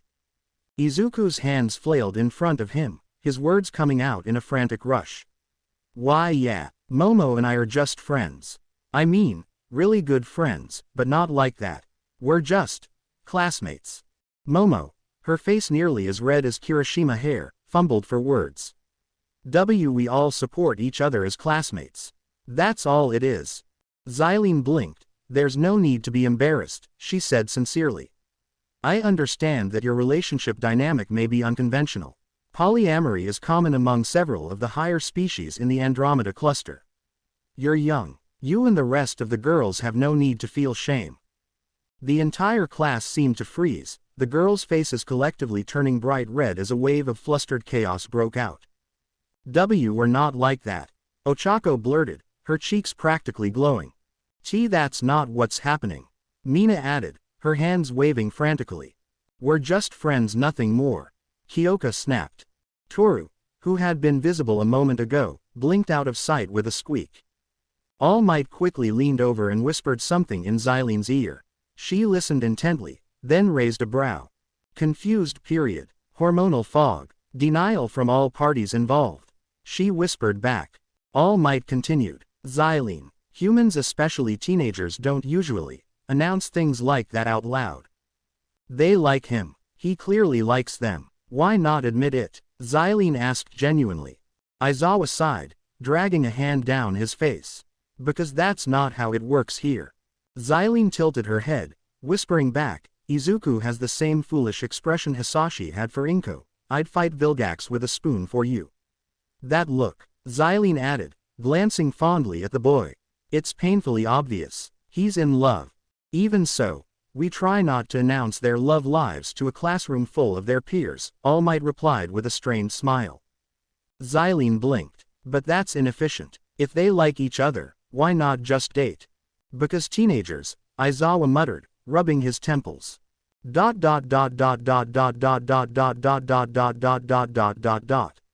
Later, Class A raised their drinks, a chorus of clinking cups, and excited chatter filling the room. First successful alien robot takedown. Kaminari cheered, his grin stretching wide as he pumped his fist. Yeah, those metal freaks didn't stand a chance. Kirishima added, flashing his sharp teeth in a confident smile. And a round of applause for our MVPs, Yaomomo and Toru. Mina cheered, bouncing on her toes with a wide grin, her pink cheeks glowing with excitement.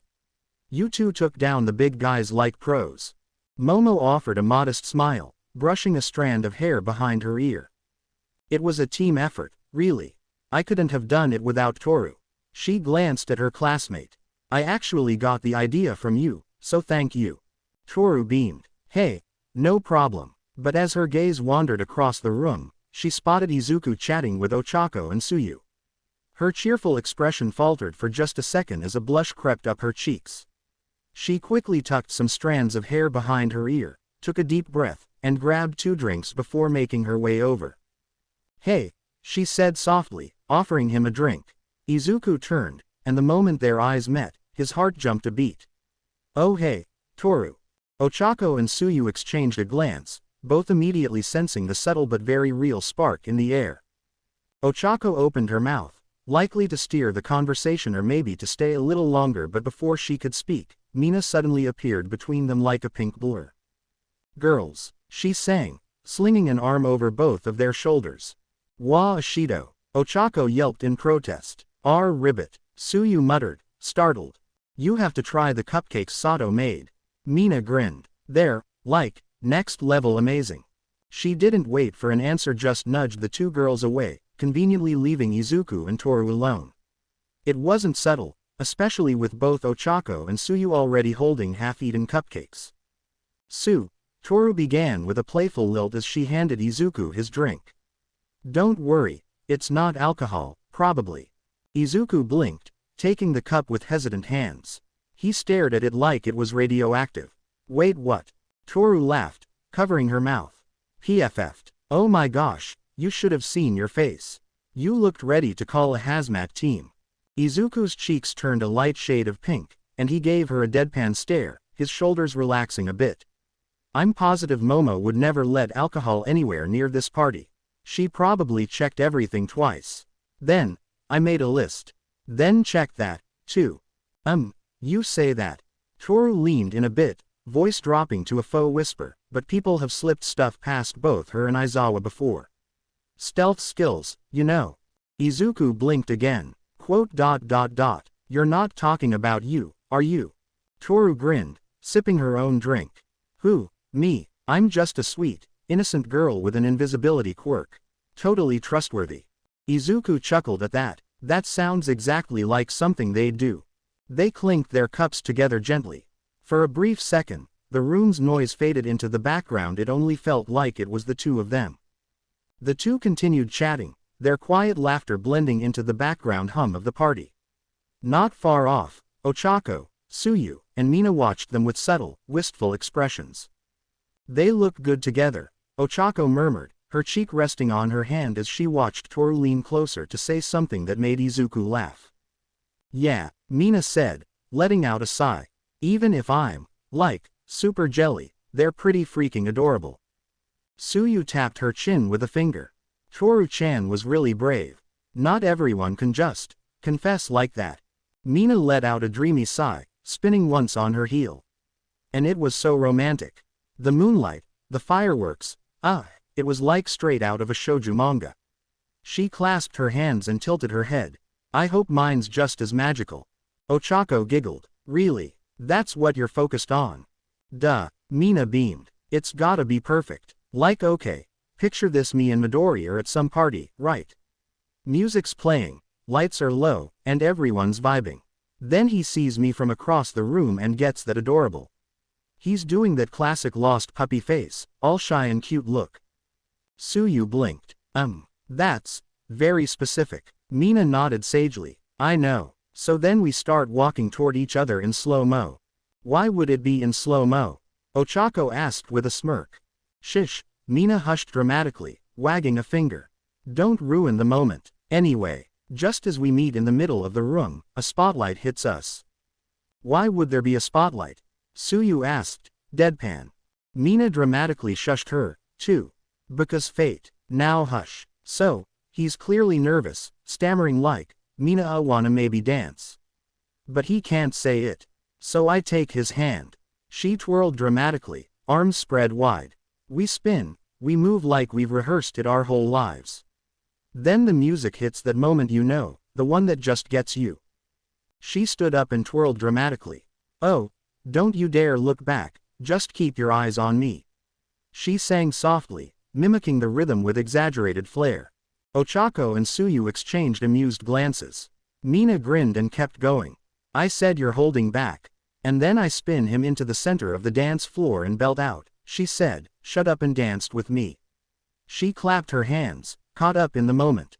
Everyone's cheering, the lights swirl, and we're just spinning and laughing and dancing like it's a movie. Ochako was already giggling, but Mina pressed a hand to her heart and whispered, and then the bridge hits. Deep in his eyes, I think I see a future, and I lean in like, real close, and say, Midori. I like you. Like, seriously, like you. Like, wanna hold your hand and kiss you when no one's looking like you.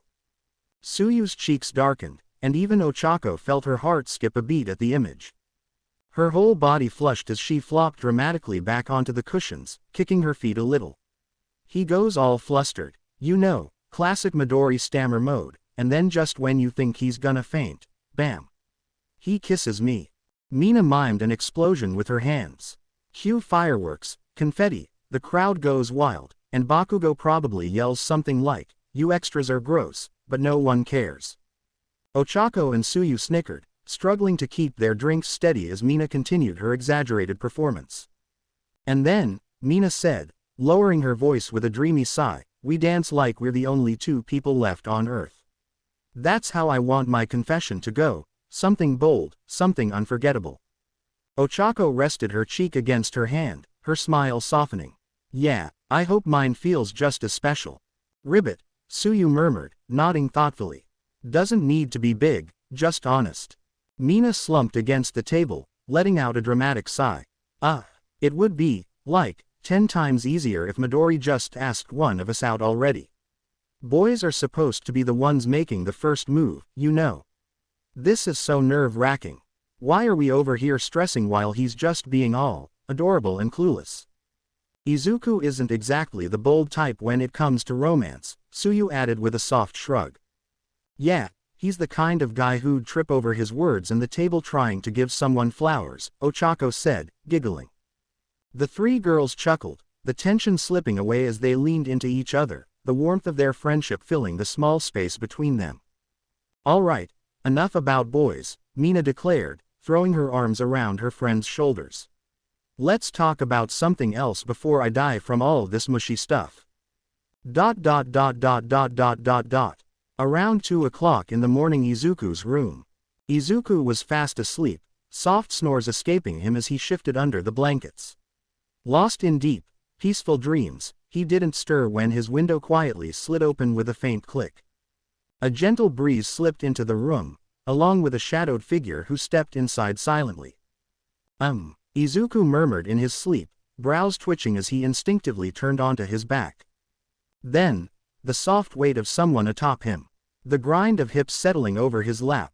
Warm thighs pinning him down. Groggy, he blinked up, eyes unfocused, squinting against the darkness as he made out a head of wild pink dreadlocks haloed by moonlight. Yo, Midoriya, she chirped, far too loud for the hour, leaning in close enough for him to smell soldering smoke and motor oil. Hi, hey, surprise. Izuku jerked upright slightly, groggy confusion giving way to alarm. What the, May? What are you doing in my room? She rocked back on his hips a bit too casually, fingers twitching where they rested against her knees.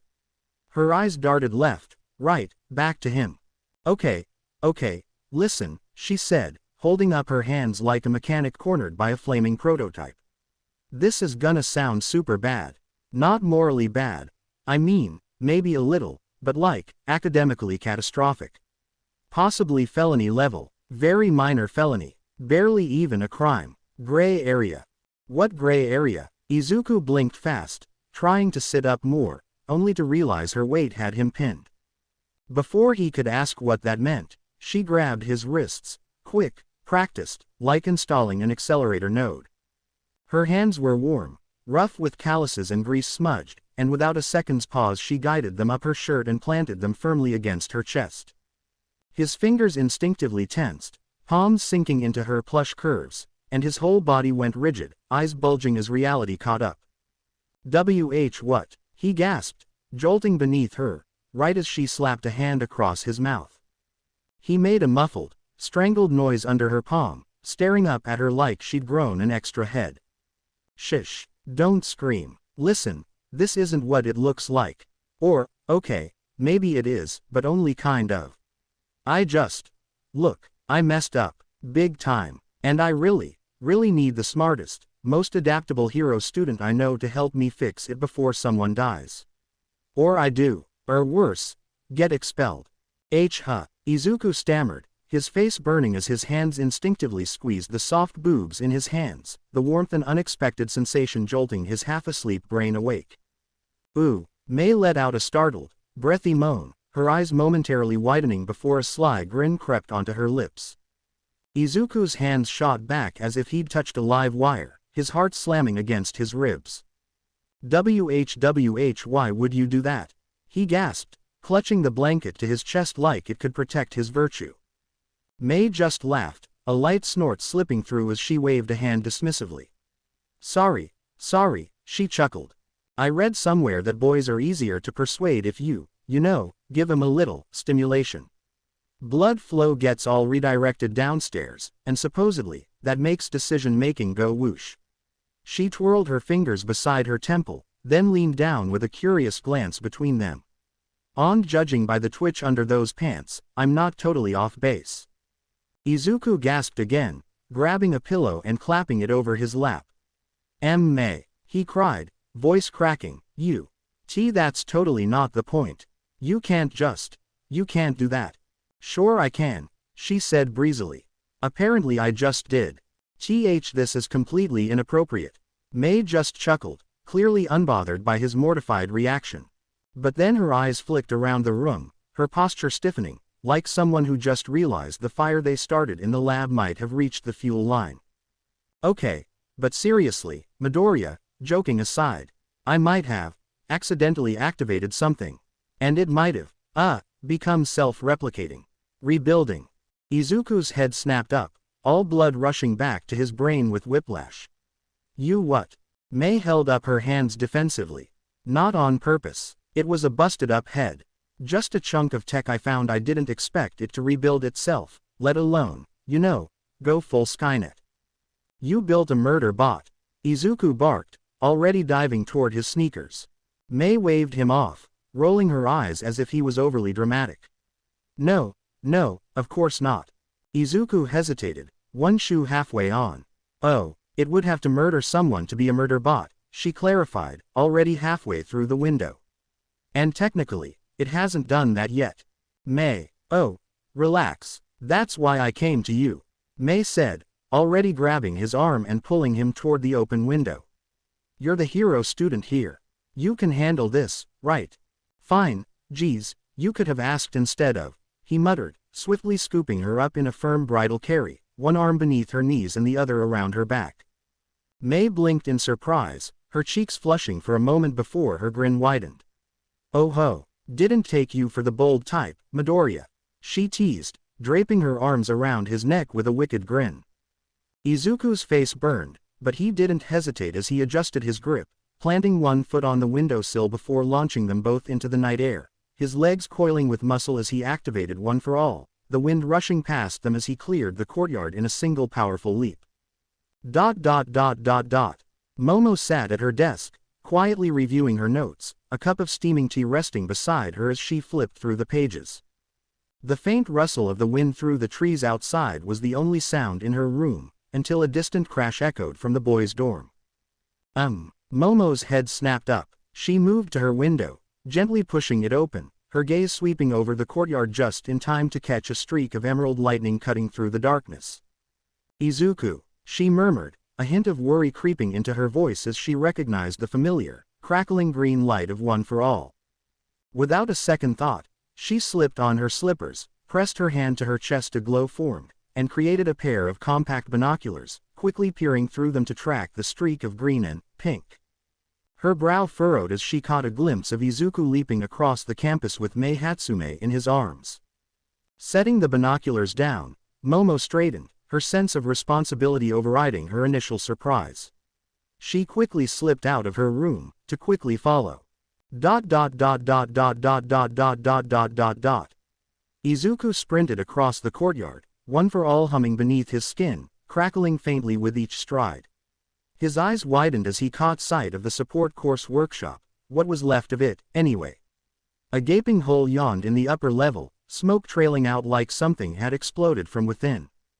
I think the baby should be right about there, Mei said, pointing just as a hulking shape loomed through the smoke.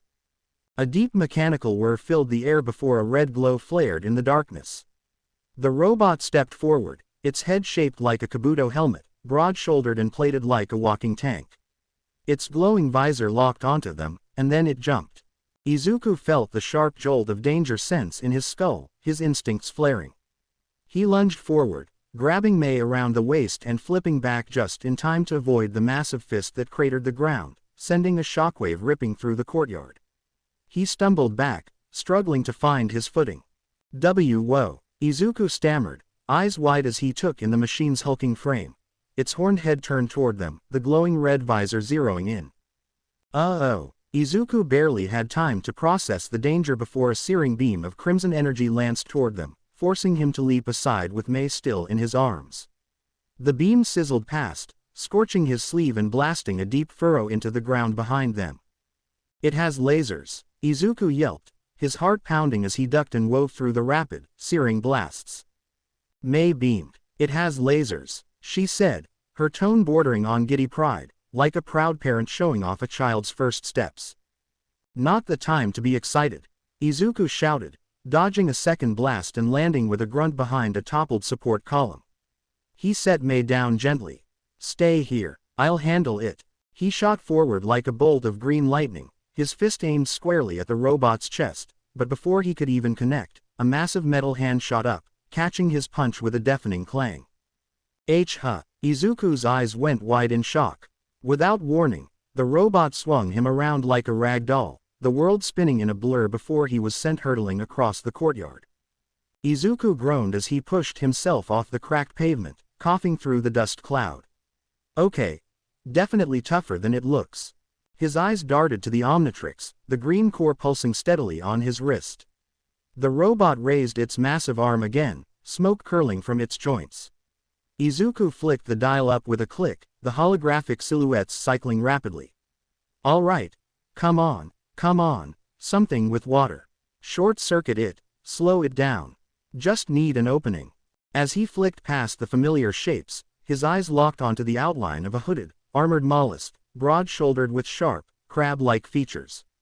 Please don't screw me over again, Omnitrix. Please, just this once, don't give me the wrong alien, he muttered. He jumped, twisting in the air as another crimson beam tore past, singing his pant leg. Now. With a slam of his palm into the dial, a brilliant green flash erupted midair. As the light faded, a new voice boomed confidently.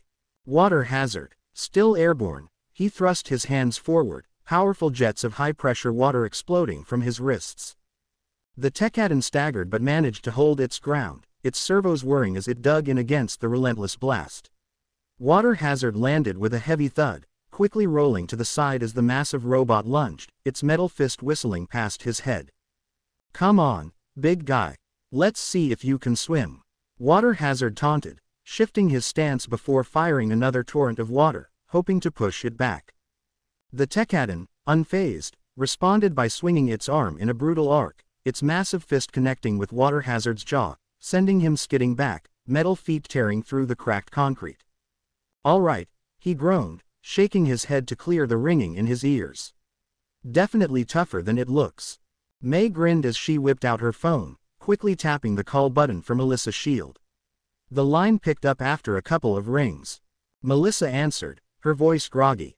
"Hey, May, what's?" Her words froze as the video feed lit up with the sight of a massive robotic figure slamming Water Hazard straight through a reinforced wall. Sparks and debris exploded in every direction as Izuku rolled to his feet and with a powerful jet of water, sending the robot crashing into a nearby wall. "May," Melissa's panicked voice crackled through the phone. "Why is the robot you pulled from that junk pile trying to kill Izuku?" May's grin only widened, her eyes practically sparkling. "Okay, so here's the funny thing." Wham! Water Hazard went flying again, his armored body skidding across the cracked pavement before he scrambled back to his feet. "I'm not exactly sure how or why," May continued, ducking behind a fallen piece of metal as another laser beam whizzed past her. "But it kinda rebuilt itself, and now it's basically Terminator-ing-us, and Izuku's, like, our Sarah Connor." She added a sheepish giggle, as if this was just another routine test run. Melissa's eye twitched, a deep sigh slipping past her lips. This was definitely not how she'd planned to spend her morning. "May, put me on speaker." May quickly tapped the screen, switching to speakerphone as Melissa's voice echoed out. "Izuku, are you okay?" Water Hazard pushed himself to his feet, clenching his fists as he unleashed another high-pressure blast of water at the towering mech. The robot responded by firing twin laser beams from its visor, the streams colliding in midair and creating a massive burst of steam. May instinctively shielded her eyes, as the courtyard filled with thick, swirling vapor. "Izuku," Melissa's voice crackled over the phone, as Water Hazard shot upward, using his palms to propel himself with a powerful surge of water. "Melissa," he blurted out, startled by the familiar voice even as he spun midair, his wide eyes locking onto the screen May was holding. Before he could react, the Tekadon lunged from the steam, its massive arms swinging in a brutal arc. Water Hazard barely managed to raise his arms, his armored forearms catching the punch with a heavy clang as he was sent crashing back to the earth. He landed hard, stumbling a bit. "Okay, seriously, how am I supposed to beat this thing?" The answer came in the form of a metal fist nearly the size of his torso, coming towards at a terrifying speed. Water Hazard twisted to the side just in time, the robot's fist slamming into the ground with a deafening crash, shattering the concrete and sending cracked spider webbing outward. Water Hazard growled, pushing to his feet. "All right, come on, tin can." He charged forward with a battle cry, slamming into the Tekadon. The two titans clashed, hands locking together in a seismic grapple, shockwaves rippling out with each step as they pushed against one another, neither budging. "Come on. Gotta find an opening," Water Hazard muttered, his muscles tensing as he dug his clawed feet into the cracked ground. The mech's servos whined as it began to overpower Water Hazard, his knees buckling as the sheer force pushed him lower. He gritted his teeth, his armored muscles straining as his boots dug deep into the shattered pavement. "Melissa, May, I could really use a way to shut this thing down without turning it into scrap." He grunted, straining as the robot pushed harder. "There's gotta be an off switch or override, something. You're trying not to destroy it." Both girls yelled through the speaker in perfect, incredulous sync. Water Hazard flinched. I mean, yeah. You two put a lot of work into this. I didn't want to."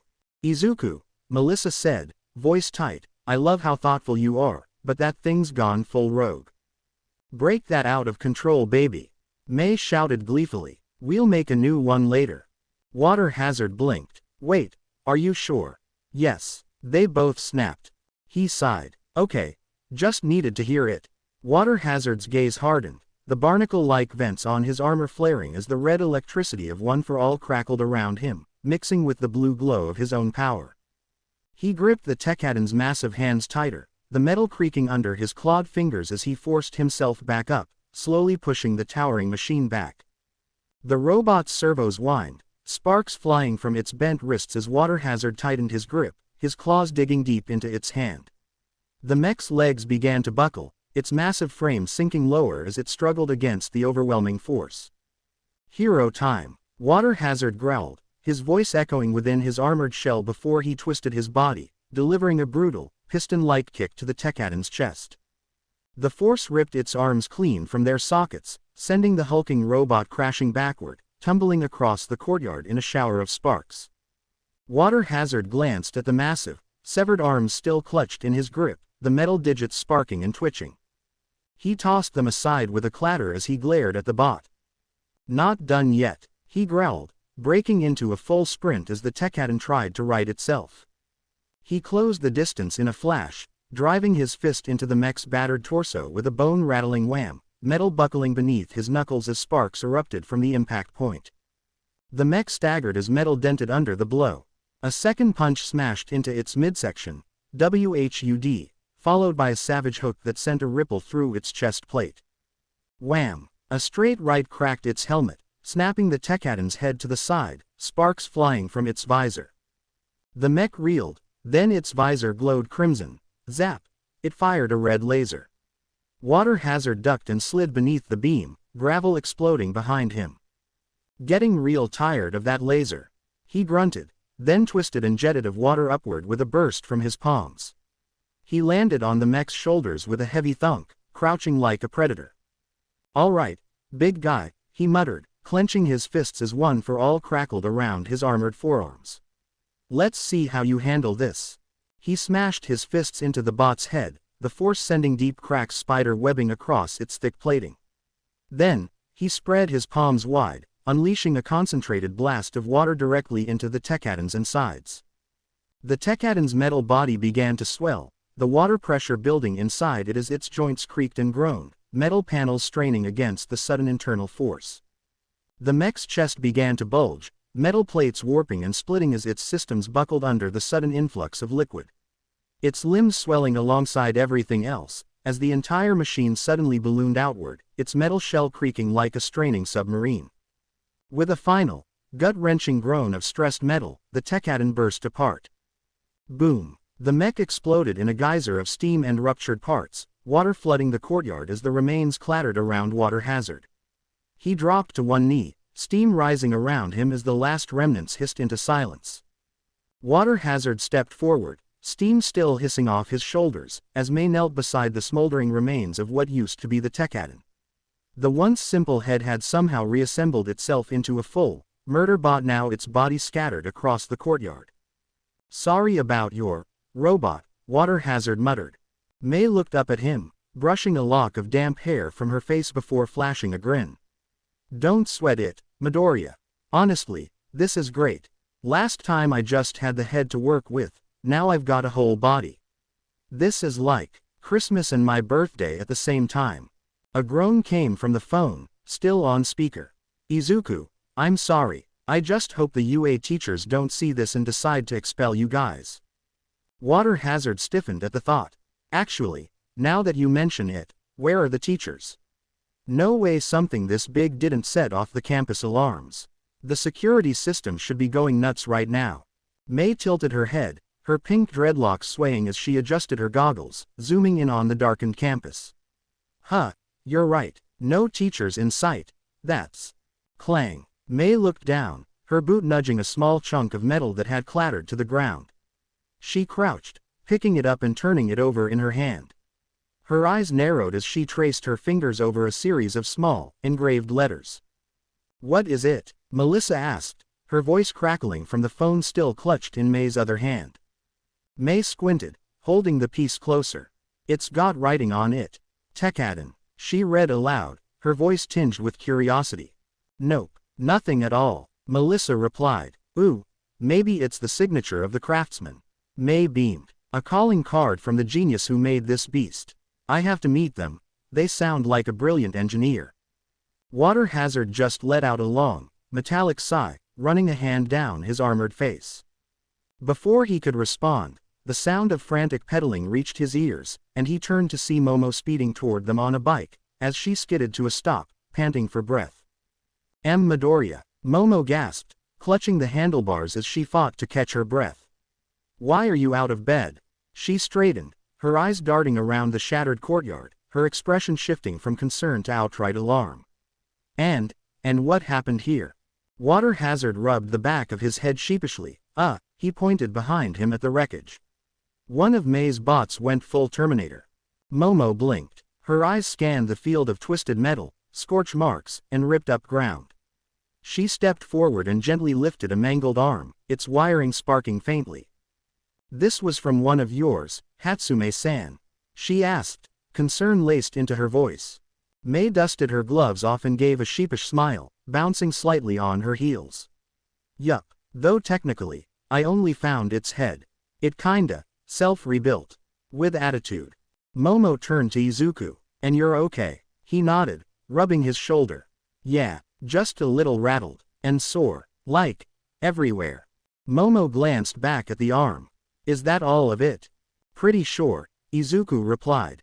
Though something feels off, the teachers should have been here by now. No way a giant robot tearing up the support course went unnoticed. May paused, then scanned the area again. Still no one.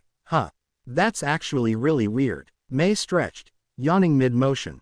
Well, anyway, don't worry about cleanup. I've got this.